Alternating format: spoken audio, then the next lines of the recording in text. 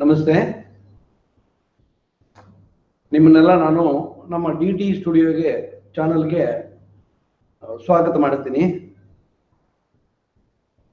ಮತ್ತು ಈ DT studio ನಮ್ಮ ತಾಂತ್ರಿಕ ಶಿಕ್ಷಣ ಇಲಾಖೆ ನಿರ್ವಹಿಸ್ತಾ ಇದೆ. ಇದರ ಮುಖಾಂತರ ಆನ್ಲೈನ್ ತರಗತಿಗಳನ್ನು ನಿರ್ವಹಿಸ್ತಾ ಇದೆ. ಅದಕ್ಕೆ ಸಂಬಂಧಪಟ್ಟ ಹಾಗೆ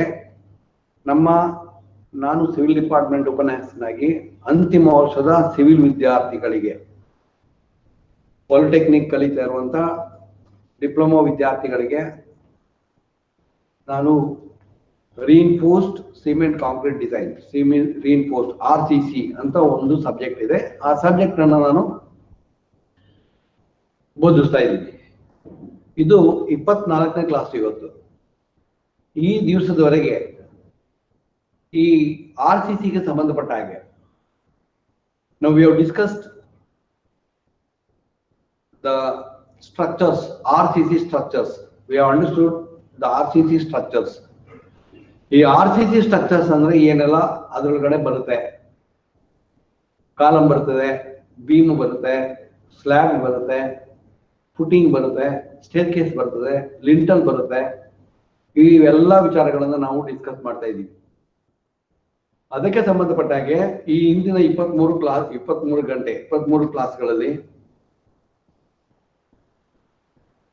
ಇಷ್ಟರವರೆಗೆ ನಾವು singly reinforced beam, doubly reinforced beam, ಮತ್ತೆ lintel, then analysis of T beams, analysis of L beams, flange sections, ಮತ್ತೆ ಇಲ್ಲಿ ಯೂಸ್ ಮಾಡುವಂತ ಮೆಟೀರಿಯಲ್ ನಮ್ಮ RCC reinforced cement concrete design ಅಲ್ಲಿ ಯೂಸ್ ಮಾಡುವಂತ ಮೆಟೀರಿಯಲ್ ಅಂತ ಹೇಳಿದ್ರೆ the most important, that is steel and concrete. ಇದೆರಡು ಮೆಟೀರಿಯಲ್ ನಾವು ಹೇರಳವಾಗಿ ನಮ್ಮ RCC ಸ್ಟ್ರಕ್ಚರ್ ಅಲ್ಲಿ ಬಳಸ್ತೀವಿ. ನಿಮ್ಗೆಲ್ಲ ಗೊತ್ತಿರ್ಬೋದು, high-rice building, multi storeyed complexes, flyovers, bridges, dams, ಇದನ್ನೆಲ್ಲ ನಾವು ನಿರ್ಮಾಣ ಮಾಡ್ತಾ ಇದ್ದೀವಿ. ಎಲಾಬರೇಟ್ಲಿ ಈ ಎಲ್ಲ ಮೆಟೀರಿಯಲ್ಗಳನ್ನು ನಾವು ಯೂಸ್ ಮಾಡ್ತಾ ಇದ್ದೀವಿ, ಸ್ಟೀಲ್ ಮತ್ತೆ ಕಾಂಕ್ರೀಟ್. ಈ ಸ್ಟೀಲ್ ಮತ್ತೆ ಕಾಂಕ್ರೀಟ್ ಅದರದ್ದು ಬಿಹೇವಿಯರು, ಲೋಡ್ ಟ್ರಾನ್ಸ್ಫರ್ ಮೆಕ್ಯಾನಿಸಮ್, ಮತ್ತೆ ಅದನ್ನ ಅನಲೈಸ್ ಮಾಡ್ಲಿಕ್ಕೆ ನಾವು ಏನೆಲ್ಲ ನಮ್ಮ ಇಂಜಿನಿಯರಿಂಗ್ ನಾಲೆಡ್ಜ್ ಪ್ರಕಾರ mathematically how we can solve the problem. ಇದೊಂದು ಮೋಸ್ಟ್ ಇಂಪಾರ್ಟೆಂಟ್ ಥಿಂಗ್ ಇಲ್ಲಿ ಏನು ಅಂತ ಹೇಳಿದ್ರೆ, ಇನ್ ಅವರ್ RCC ಡಿಸೈನ್ ತುಂಬಾ ಇಂಪಾರ್ಟೆಂಟ್ ವಿಷಯ ಏನು ಅಂತ ಹೇಳಿದ್ರೆ, RCC ಡಿಸೈನ್ ಅಲ್ಲಿ what should be the size of the element size. ಈಗ ಲೋಡ್ ರೆಸಿಸ್ಟಿಂಗ್ ಎಲಿಮೆಂಟ್ಸ್ ಅಂತ, what are the load resisting elements? The load resisting elements are slabs. ಸ್ಲ್ಯಾಬ್ಗಳು, ರೂಫ್ ಸ್ಲ್ಯಾಬ್, ಫ್ಲೋರ್ ಸ್ಲ್ಯಾಬ್.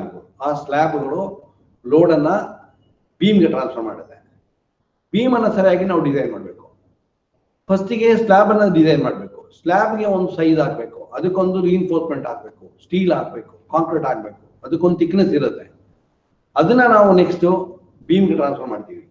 ಆ load ಅನ್ನ resist ಮಾಡ್ಲಿಕ್ಕೆ ನಮ್ಗೆ ಬೀಮ್ಗೆ ಶಕ್ತಿ ಇರಬೇಕು. Beam should be provided sufficient to resist the forces which are received by the slabs. Slab load ಅನ್ನ beam receive ಮಾಡುತ್ತೆ. ಸ್ಲ್ಯಾಬ್ ಲೋಡ್ ಅನ್ನ ಬೀಮ್ ರಿಸೀವ್ ಮಾಡಿ ಬೀಮ್ ಇಂದ ನೆಕ್ಸ್ಟ್ ಕಾಲಮ್ಗೆ ಟ್ರಾನ್ಸ್ಫರ್ ಮಾಡ್ತದೆ. ಕಾಲಮ್ ಇಂದ ನೆಕ್ಸ್ಟ್ ಫೌಂಡೇಶನ್ ಹೋಗುತ್ತೆ. Then foundation is the mother earth. This is not. Now this is the mechanism, load transfer mechanism. This is how we are doing it. ಹಾಗೆ ನಾವೀಗ beam ಬಗ್ಗೆ ಎಲ್ಲ ತುಂಬಾ ಮಾತಾಡಿದೀವಿ, ಡಿಸ್ಕಸ್ ಮಾಡಿದೀವಿ, ಅದರೊಳಗಡೆ ಅನಲೈಸ್ ಮಾಡಿದೀವಿ. ಇಲ್ಲಿ ತುಂಬಾ ಅತಿ ಮುಖ್ಯವಾದ ವಿಷಯ ಏನು ಅಂತ ಹೇಳಿದ್ರೆ, ನಾವು ಆ ಲೋಡಿಗೆ what is the applied load and what should be the size of the beam. ಆ ಬೀಮ್ ಸೈಜ್ಗೆ what should be the quantity of concrete and what is the quantity of steel. ಇದನ್ನೆಲ್ಲ ನಾವು ಅನಲೈಸ್ ಮಾಡಿದ್ವಿ ಮತ್ತೆ ಡಿಸ್ಕಸ್ ಮಾಡಿದೀವಿ, ತುಂಬಾ ವಿಚಾರಗಳನ್ನ ಮಾತಾಡಿದೀವಿ. ಇವತ್ತಿನವರೆಗೆ ನಾವು beams, doubly reinforced beam, singly reinforced beam, over reinforced beam, under reinforced beam, balance sections, ಇದನ್ನೆಲ್ಲ ನಾವು ಮಾತಾಡಿದೀವಿ. ಅದರ ನಂತರ ಇನ್ ದ ಲಾಸ್ಟ್ ಕ್ಲಾಸ್ ಅಲ್ಲಿ, ಪ್ರೀವಿಯಸ್ ಕ್ಲಾಸ್ ಅಲ್ಲಿ we have discussed about the lintels. Lintel ಅನ್ನು ಹೇಗೆ ನಾವು ಡಿಸೈನ್ ಮಾಡೋದು ಅಂತ ಕೂಡ ಹೇಳಿದೀವಿ. ನಾವು ಬೀಮ್ ಇರ್ಬೋದು, ಕಾಲಮ್ ಇರ್ಬೋದು, ಅಥವಾ whatever you design in our RCC reinforced design, Now please understand, the concrete will resist all the compressive forces. Concrete resists all the compressive forces, is it not? And the steel will resist the tensile forces, is it not? Sometimes we are going to use the steel also to resist the compressive forces, is it not? This is the mechanism. ಇದನ್ನ ನಾವು employee ಮಾಡಿದೀವಿ. ಯಾವುದನ್ನ? Steel ಮತ್ತೆ concrete ಅನ್ನ employee ಮಾಡಿದೀವಿ. ಇದರೊಳಗಡೆ ಬುದ್ಧಿವಂತಿಕೆ ಕೆಲಸ ಏನು ಅಂತ ಹೇಳಿದ್ರೆ, ಎಲ್ಲಿ ನಮಗೆ ಕಾಂಕ್ರೀಟ್, ಎಲ್ಲಿ ಕಂಪ್ರೆಸಿವ್ ಫೋರ್ಸ್ ಅನ್ನು ರೆಸಿಸ್ಟ್ ಮಾಡ್ಲಿಕ್ಕೆ ಇರುತ್ತೆ ಅಲ್ಲೆಲ್ಲ ನಾವೇನ್ ಮಾಡ್ತೀವಿ ಅಂತ ಹೇಳಿದ್ರೆ ಕಾಂಕ್ರೀಟ್ ಅನ್ನ ಬಳಸ್ತೀವಿ. ಕಾಂಕ್ರೀಟ್ ಸ್ಟ್ರೆಂತ್ ಅನ್ನ ಯೂಸ್ ಮಾಡ್ಕೊಳ್ತೀವಿ. ಮತ್ತೆ ಎಲ್ಲೆಲ್ಲಿ ನಮ್ಗೆ ಟೆನ್ಷನ್ ಬರುತ್ತೆ ಅಲ್ಲೆಲ್ಲ ನಾವೇನ್ ಮಾಡ್ತೀವಿ? ಟೆನ್ಸಲ್ ಸ್ಟೀಲ್ ರಿಇನ್ಫೋರ್ಸ್ಮೆಂಟ್ ಯೂಸ್ ಮಾಡ್ತೀವಿ. ರಿಇನ್ಫೋರ್ಸ್ಮೆಂಟ್ ಈ ಸ್ಟೀಲ್ ಯಾವಾಗಲೂ, let us remember always, that is the concrete is strong in resisting the compressive forces and the steel is resisting, we are employing the steel to resist all the tensile forces, is not? ಇದಿಷ್ಟು ವಿಚಾರಗಳನ್ನ ನಾವು ಮನಸ್ಸಲ್ಲಿ ಇಟ್ಕೊಳ್ಬೇಕು ಯಾವಾಗಲೂ design ಮಾಡ್ಬೇಕು. ಮತ್ತೆ ಅದಕ್ಕೆ ಸಂಬಂಧಪಟ್ಟ ಹಾಗೆ ನಾವು ತುಂಬಾ ವಿಷಯಗಳನ್ನ ನಾವು ಮಾತಾಡಿದೀವಿ. ಬೇರೆ ಬೇರೆ ಮೆಥಡ್ ಡಿಸೈನ್ ಬಗ್ಗೆ ಮಾತಾಡಿದೀವಿ.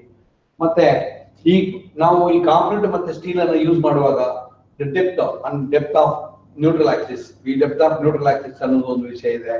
ಸ್ಟ್ರೆಸ್ ಬ್ಲಾಕ್ ಅನಾಲಿಸಿಸ್ ಇದೆ. ಇದನ್ನೆಲ್ಲ ನಾವು ಮಾತಾಡಿದ್ವಿ. ಇದನ್ನೆಲ್ಲ doubly reinforced beam, single reinforced beam, in previous classes we have discussed about it. Today we are going to discuss about the analysis and design of slabs, is not? Roof slabs. ಈ slab ಅಲ್ಲಿ ಅತಿ ಮುಖ್ಯವಾದದ್ದು ಏನು ಅಂತ ಹೇಳಿದ್ರೆ, ಮೊದಲೆಲ್ಲ ನಾವು ನಮ್ಮ ರೂಫ್ ಸಿಸ್ಟಮ್ ಅಲ್ಲಿ ಏನ್ ಮಾಡ್ತಾ ಇದ್ರು ಅಂತ ಹೇಳಿದ್ರೆ, ದಟ್ ಈಸ್ ವುಡನ್ ರಾಫ್ಟರ್ಸ್, ಮತ್ತೆ ಅದ್ರ ಮೇಲೆ ಟೈಲ್ಸ್ಗಳು. ಹೀಗೆ ಸಂದರ್ಭಕ್ಕೆ ಅನುಗುಣವಾಗಿ ಯಾವ ಊರಲ್ಲಿ ಏನೇನು ಮೆಟೀರಿಯಲ್ ಸಿಗುತ್ತೆ ಆ ಮೆಟೀರಿಯಲ್ ಬಳಸ್ಕೊಂಡು ನಾವು ರೂಫ್ ಗಳನ್ನ ಕ್ಯಾಸ್ಟ್ ಮಾಡ್ತಾ ಇದ್ದೀವಿ. ಇನ್ನು ಓವರ್ ಪೀರಿಯಡ್ ಆಫ್ ಟೈಮ್ ಈ ಕಾಂಕ್ರೀಟ್ ಮತ್ತೆ ನಮ್ದು RCC ಡೆವಲಪ್ ಆದಾಗೆ, RCC ಜಾಸ್ತಿ ಆದಾಗೆ, ಡೆವಲಪ್ ಆಗ್ತಾ ಹೋದಾಗೆ, ಟೆಕ್ನಾಲಜಿ ಡೆವಲಪ್ ಆಗ್ತಾ ಹೋದಾಗೆ, ಮತ್ತೆ ಮಲ್ಟಿ ಸ್ಟೋರಿ ಬಿಲ್ಡಿಂಗ್ ಕಾಂಪ್ಲೆಕ್ಸ್ ಎಲ್ಲ ಡೆವಲಪ್ ಆದಾಗೆ ನಾವು ನಮ್ಮ ಟೆಕ್ನಾಲಜಿನೆಲ್ಲ ಚೇಂಜ್ ಮಾಡ್ತಾ ಹೋಗಿದ್ವಿ. ಈಗ ನಮ್ದು ಏನು ಮೇನ್ ಇವತ್ತು ಡಿಸ್ಕಸ್ ಮಾಡುವಂತ ವಿಷಯ ಏನಂತ ಹೇಳಿದ್ರೆ, that is analysis and design of slabs. ಈ ಸ್ಲಾಬ್ ಅನ್ನ ಈಗ ನೋಡಿ, ಈಗ ಒಂದು ಬಿಲ್ಡಿಂಗ್ ಕಾಣ್ತಾ ಇದೆ ಇಲ್ಲಿ ನಮಗೆ. We can see this building. In this building you can recognise, no there is a column and there is a beam, there is a beam and there is another beam and this is the slab, is it not? This is, you can look at this here, is it not? ಈ slab particularly ಈ slab ಇದೆ ನೋಡಿ, ಈ slab. ಈಗ ಸ್ಲಾಬಿನ ಮೇಲ್ಗಡೆ ನಮ್ಗೆ building ಇದೆ, ಮನೆ ಇದೆ, ರೂಮ್ ಇದೆ.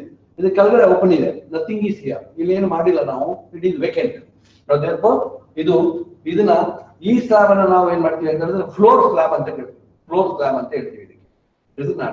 ಇದರ ಮೇಲ್ಗಡೆ ಒಂದು ರೂಮ್ ಇದೆ. ಆ ರೂಮಿನ ಮೇಲೆ ಇರುವಂತದ್ದನ್ನ, ಮೇಲ್ಗಡೆ ರೂಮ್ ಲಾಸ್ಟ್ ಫ್ಲೋರ್ ಅಲ್ಲಿ ಇರುವಂತದ್ದನ್ನ ರೂಫ್ ಸ್ಲಾಬ್ ಅಂತ ಹೇಳ್ತೀವಿ. ಇದನ್ನ ರೂಫ್ ಸ್ಲಾಬ್ ಅಂತ ಹೇಳಿದ್ರೆ that is the last slab of the building.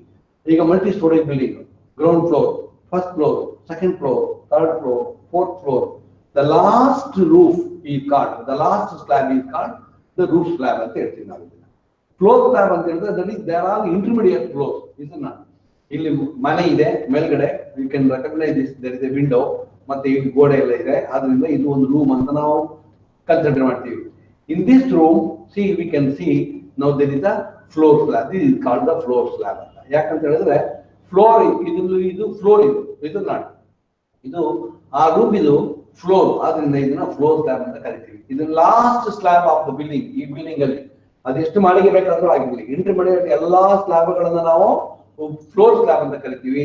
ಕೊನೆಯ ಸ್ಲಾಬ್ ಅನ್ನ ರೂಫ್ ಸ್ಲಾಬ್ ಅಂತ ಕರಿತೀವಿ. Please note this. ಇದೆಲ್ಲ ವಿಚಾರಗಳು ಸ್ವಲ್ಪ ನಮ್ಗೆ ಗೊತ್ತಿರಬೇಕು. Then if you come to this year, ಇಲ್ಲಿಗೆ ನಾವು ಇಲ್ಲಿ ಬಂದ್ರೆ, ಈಗ ಇಲ್ಲಿ ನಾನು ಈ ಲೋವರ್ ಸೈಡ್ ಇಂದ we have taken the photograph of this building. ಈ ಬಿಲ್ಡಿಂಗ್ ಲೋವರ್ ಸೈಡ್ ಫೋಟೋಗ್ರಾಫ್ ತಗೊಂಡಿದ್ದೀನಿ. ಈಗ ನೋಡಿ, ಈ ಕಾರ್ನರ್ನಿಂದ ಈ ಕಾರ್ನರ್ಗೆ ಇದು clear span of the slab, ಇದು not clear span of the slab. ಅದೇ ತರ ನೋಡಿ, ಇಲ್ಲಿ ಬೀಮ್ ಸೆಂಟರ್ ಇಂದ ಈ ಬೀಮ್ ಸೆಂಟರ್ ವರೆಗೆ ಇದನ್ನ ನಾವೇನಂತ ಕರಿತೀವಿ ಅಂತ ಹೇಳಿದ್ರೆ, ಇದನ್ನ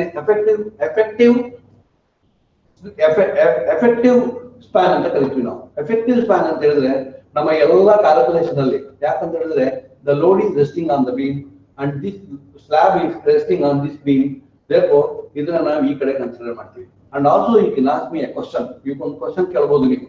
ಏನಂತ ಹೇಳಿದ್ರೆ, ಈಗ ನಾನು ಇಲ್ಲಿ ಆರ್ಡರ್ ಆಗಿ ಹಾಕಿದ್ದೀನಿ ಇದನ್ನ, ಯಾವ್ದನ್ನ, ಈ ಸ್ಪ್ಯಾನ್ ಡಿಸ್ಟೆನ್ಸ್ ಅನ್ನ. Why I not taken like this ಅಂತ, ಈ ಡೈರೆಕ್ಷನ್ ಅಲ್ಲಿ ಯಾಕೆ ನಾನು ಹಾಕ್ಲಿಲ್ಲ ಅಂತ, ಈ ಡೈರೆಕ್ಷನ್ ಅಲ್ಲಿ ಹಾಕ್ಲಿಲ್ಲ ಯಾಕೆ ಅಂತ. That is the question, is not. Therefore, now let us understand about that also. ಇಲ್ಲಿ ಮೇನ್ಲಿ ಇಲ್ಲಿ ನಮ್ಗೆ ಏನ್ ಬರುತ್ತೆ ಅಂತ ಹೇಳಿದ್ರೆ,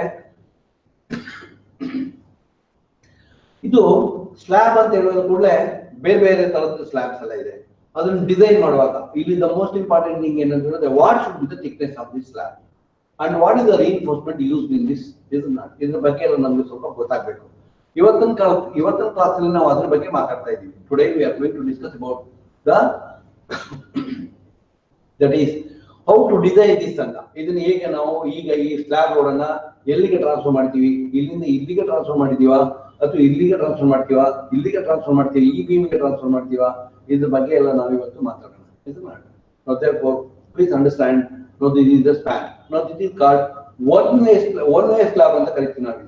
ಇದು one way slab ಅಂತ ಹೇಳಿದ್ರೆ ಏನು ಅಂತ ಹೇಳಿದ್ರೆ, this load, the floor load, whatever the load received by this, ಇದು ಯಾವ ಲೋಡ್ ಅನ್ನ ರೆಸಿಸ್ಟ್ ಮಾಡ್ತದೆ, ಎಲ್ಲಾ ಲೋಡ್ಗಳನ್ನು ಕೂಡ ಪ್ರತಿಯೊಂದು ಲೋಡ್ ಅನ್ನ, ಇದು self weight of the beam, ಇದು ಸ್ಲ್ಯಾಬ್, ಇದ್ರ ಮೇಲ್ಗಡೆ ಇರುವಂತಹ ಫ್ಲೋರ್ ಫಿನಿಶಿಂಗ್ ಅದರದ್ದು weight, and also the people those who are living, that is and desk, table, bench ಅದೆಲ್ಲ ಇದೆ, ಜನಗಳು ಇರ್ತಾರೆ ಇದ್ರ ಮೇಲ್ಗಡೆ, ಅದ್ರದ್ದು ಲೋಡ್ ಅನ್ನು ಕೂಡ ನಾವು ಕನ್ಸಿಡರ್ ಮಾಡ್ತೀವಿ. ದೇರ್ಫೋರ್ ಇದನ್ನ ಆ ಲೋಡ್ ಅನ್ನು ಇಲ್ಲಿಗೆ ಟ್ರಾನ್ಸ್ಫರ್ ಮಾಡಿದ್ದೀವಿ. ಇದನ್ನ ದೇರ್ಫೋರ್ ಬಿಕಾಸ್ ಇದು ಸ್ಪ್ಯಾನ್ ಇದೆ, ಇಲ್ಲಿಂದ ಇಲ್ಲಿಗೆ ಇರುವಂತಹ ಸ್ಪ್ಯಾನ್ ಒಂದು ಇದೆಲ್ಲ, ಈ ಸ್ಪ್ಯಾನು ಇದು ನಾವು ಅಪ್ ಟು 4.5 ಮೀಟರ್ಗೆ ಕೋಡ್ ಕೂಡ ಹೇಳುತ್ತೆ, up to 4 metre we can consider this as a single, sorry, that is one way reinforced section ಅಂತ, one way slab ಅಂತ.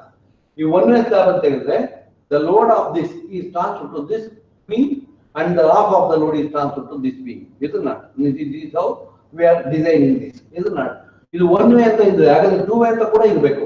That we will discuss it. I will tell you about it. Is not, ಇದರೊಳಗಡೆ ಈಗ ನಮ್ಗೆ ನಾವೀಗ ತಿಳ್ಕೊಳ್ಬೇಕಾಗಿರೋದು ಏನು ಅಂತ ಹೇಳಿದ್ರೆ, ಈಗ ಈ ಸ್ಲ್ಯಾಬ್ ಥಿಕ್ನೆಸ್ ಎಷ್ಟು ಮತ್ತೆ ಈ ಸ್ಲ್ಯಾಬ್ಗೆ ಈ ರೀಇನ್ಫೋರ್ಸ್ಮೆಂಟ್ ಅನ್ನು ನಾವು ಹೇಗೆ ಹಾಕಿದೀವಿ ಅದ್ರ ಬಗ್ಗೆ ನಾವು ಸ್ವಲ್ಪ ಅರ್ಥ ಮಾಡ್ಕೊಳ್ಳೋದು.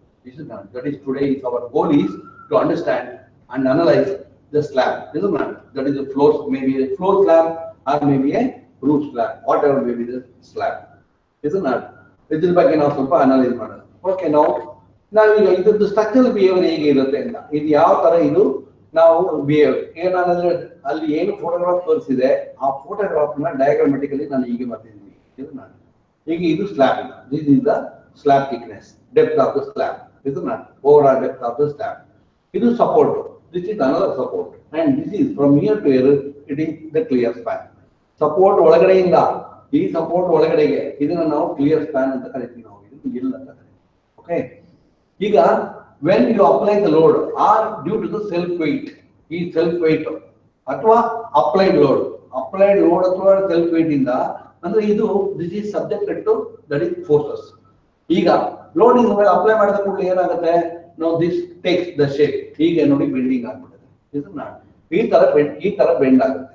ನಾವು the people are happy about it.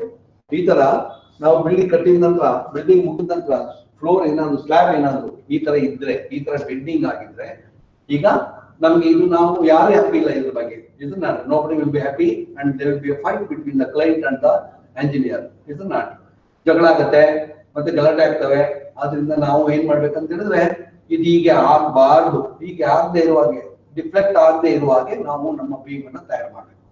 Therefore, due to the loads, ಈ ಲೋಡ್ ಇಂದ ಎಷ್ಟು ಡಿಫ್ಲೆಕ್ಟ್ ಆಗುತ್ತೆ ಅನ್ನೋದನ್ನ ನಾವು ಫಸ್ಟ್ ಗೆ ಅನಲೈಸ್ ಅರ್ಥ ಮಾಡ್ಕೊಳ್ಬೇಕು. ಇದನ್ನ ನಾವು ಡಿಸೈನ್ ಮಾಡಿದ ನಂತರ ಸ್ವಲ್ಪ ಇರುತ್ತೆ, 1 or 2 millimetre there may be ಇರ್ಲಬಹುದು, ಮತ್ತೆ ಕೋಡ್ ಪರ್ಮಿಟ್ ಮಾಡುತ್ತೆ.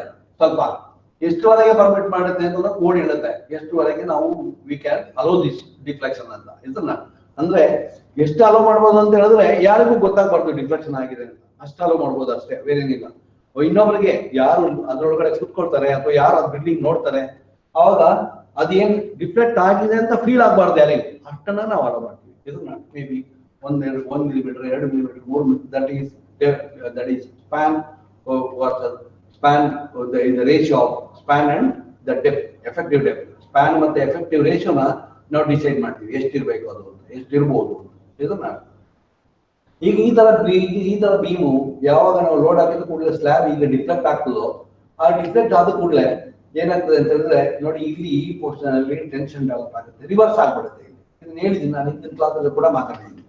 ಇಲ್ಲಿ ಏನಾಗುತ್ತೆ, it is subjected to compression. ಇದನ್ನ ನಾವು ಇದನ್ನ ಬೆಂಡಿಂಗ್ ಥಿಯರಿಯಲ್ಲಿ ಸ್ಟ್ರೆಂತ್ ಆಫ್ ಮೆಟೀರಿಯಲ್ಸ್ ಕಲಿಯುವಾಗ ನಾವು ಇದ್ರ ಬಗ್ಗೆ ತುಂಬಾ ವಿಷಯಗಳನ್ನ ಮಾತಾಡಿದೀವಿ, ಕಲ್ತಿದೀವಿ. ಮತ್ತೆ ಇಲ್ಲಿಯೂ ಕೂಡ ಈ RCC ಡಿಸೈನ್ ಅಲ್ಲಿಯೂ ಕೂಡ ಬೀಮ್ ಡಿಸೈನ್ ಮಾಡುವಾಗ ನಾನು ಥಿಯರಿ ಆಫ್ ಬೆಂಡಿಂಗ್ ಥಿಯರಿ ಬಗ್ಗೆ ಸ್ವಲ್ಪ ಹೇಳಿದ್ದೀನಿ ನಾನು. ಇದನ್ನ therefore here top layers are subjected to compression and bottom layers are subjected to tension. ಇದನ್ನ ಹಾಗೆ ಎಡ್ಜ್ ಅಲ್ಲಿ ಹೊರಗಡೆ ಹೋಗುವಾಗ, ಔಟರ್ ಎಡ್ಜ್ ಹೋಗುವಾಗ ಏನಾಗುತ್ತೆ ಅಂತ ಹೇಳಿದ್ರೆ ಬಿಕಾಸ್ ಆಫ್ ದಿ ಸಪೋರ್ಟ್ ಇದು ರಿವರ್ಸ್ ಆಗ್ತದೆ. ಇನ್ನು ಕಂಟಿನ್ಯೂಸ್ ಇರುತ್ತೆ, ಕೆಲವು ಕಡೆ ಕಂಟಿನ್ಯೂಸ್ ಇದ್ರೆ ಇದು ಕಂಟಿನ್ಯೂ ಆಗ್ತದೆ. ಇದನ್ನ therefore ಈಗ ಇದು ಕಂಪ್ರೆಷನ್ ಇರುತ್ತೆ ಇಲ್ಲಿ ಬಾಟಮ್ ಅಲ್ಲಿ, ಮತ್ತೆ ಇಲ್ಲಿ ಕಂಪ್ರೆಷನ್ ಇರ್ತದೆ, ಅಂಡ್ ದೆನ್ ಇಲ್ಲಿ ಟೆನ್ಷನ್ ಇರುತ್ತೆ. ಇದನ್ನ ಈ ಪೋರ್ಷನ್ ಅಲ್ಲಿ ಟೆನ್ಷನ್ ಇರುತ್ತೆ. ಇದನ್ನ this is how the behavior, structural behavior of the slab. ಇದು ಹೀಗೆ ಆಗಬಾರ್ದು ಅಂತ ಅದಕ್ಕೆ ನಾವೇನ್ ಮಾಡ್ತೀವಿ ಅಂತ ಹೇಳಿದ್ರೆ we are providing the depth of thickness of the slab. This is not sufficient thickness of the slab ಅನ್ನು ಪ್ರೊವೈಡ್ ಮಾಡಬೇಕು. ಅದನ್ನ ನಾವು ಐಡೆಂಟಿಫೈ ಮಾಡಬೇಕು. What should be the size thickness of the slab for the given load. ಕೊಟ್ಟಿರುವಂತ ಲೋಡ್ಗೆ ಅಥವಾ applied ಲೋಡ್ಗಳಿಗೆ ಏನೆಲ್ಲ ಮಾಡಬೇಕು ಅನ್ನೋದ್ರ ಬಗ್ಗೆ ನಾವು ಇದ್ರ ಬಗ್ಗೆ ಗೊತ್ತಿರಬೇಕು. ಅಂಡ್ ದೆನ್ ಈಗ ನಾನು ಆಗ್ಲೇ ಹೇಳಿದೆ, ನಾವು ಬಾಟಮ್ ಲೇಯರ್ ಅಲ್ಲಿ subjected to tension. The tension all the tensile forces are resisted by steel ಅಂತ. therefore normally we are providing the steel like this. ಈಗ ಈ ತರ ಪ್ರೊವೈಡ್ ಮಾಡ್ತೀವಿ.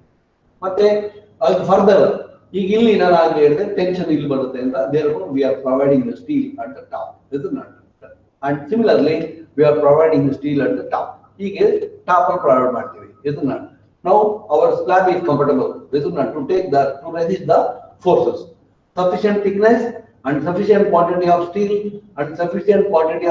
to resist the tensile forces and sufficient quantity of steel to resist the tensile forces. This is not.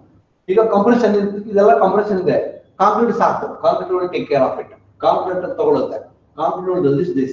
ನಾವು ಈ portion ಅಲ್ಲಿ ಇದನ್ನ ಈ ಪೋರ್ಷನ್ ಅಲ್ಲಿ concrete itself will take the forces. This is not. Compressive forces ಅನ್ನ concrete resist ಮಾಡುತ್ತೆ. ನಾವು ಎಲ್ಲಿಯೂ ಕೂಡ ಈ ಪೋರ್ಷನ್ ಅಲ್ಲಿ ಸ್ಟೀಲ್ ಅನ್ನ ಪ್ರೊವೈಡ್ ಮಾಡೋದಿಲ್ಲ. ಯಾಕಂತ ಹೇಳಿದ್ರೆ the thickness of the slab is limited, minimum ಅಂತ ಹೇಳಿದ್ರೆ ಒಂದು 100 mm ಇರ್ಬೋದು, 120 mm ಇರ್ಬೋದು, 150 mm ಇರ್ಬೋದು, 150 like depending upon the design, up to 200 mm ವರೆಗೂ ಮಾಡ್ತಾರೆ ಬೀಮ್ಸ್ ಅನ್ನ.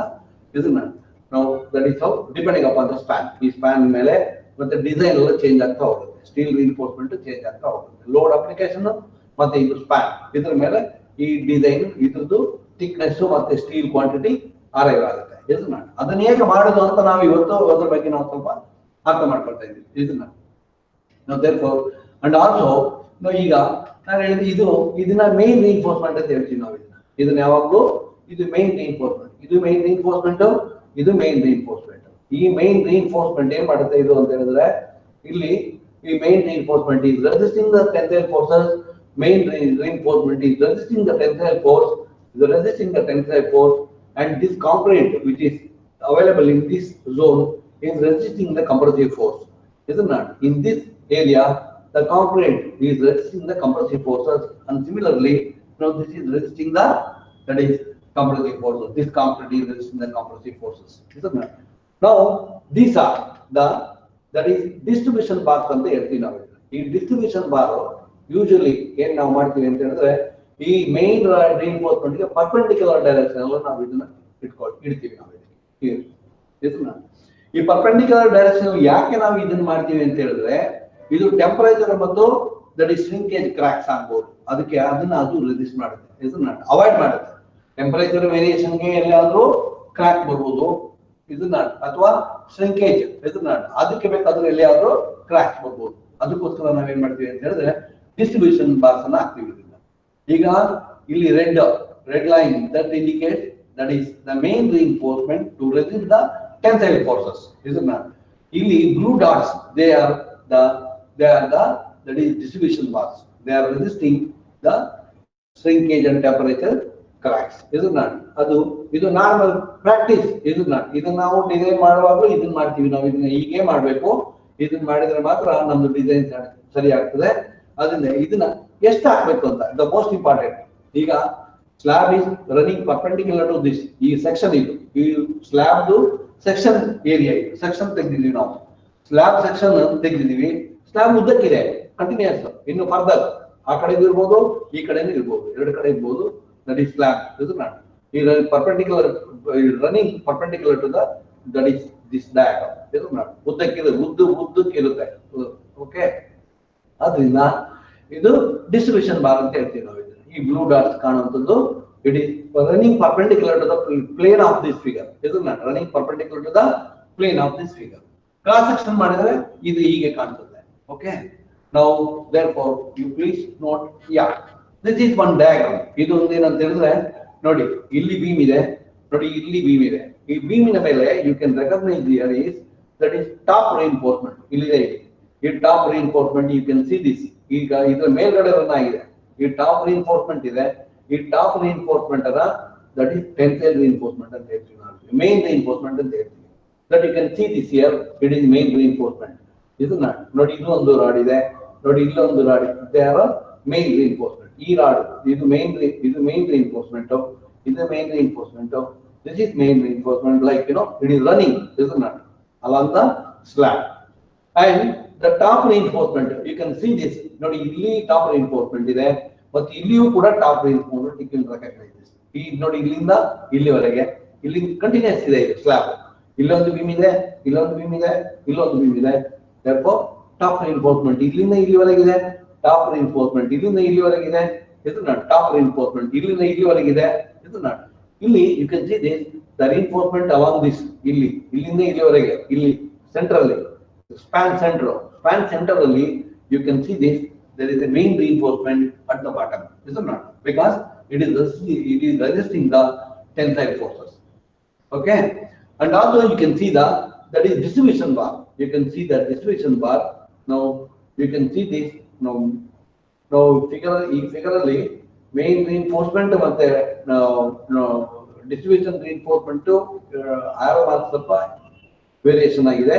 Now please read this as the main reinforcement and please read this as that is distribution bar.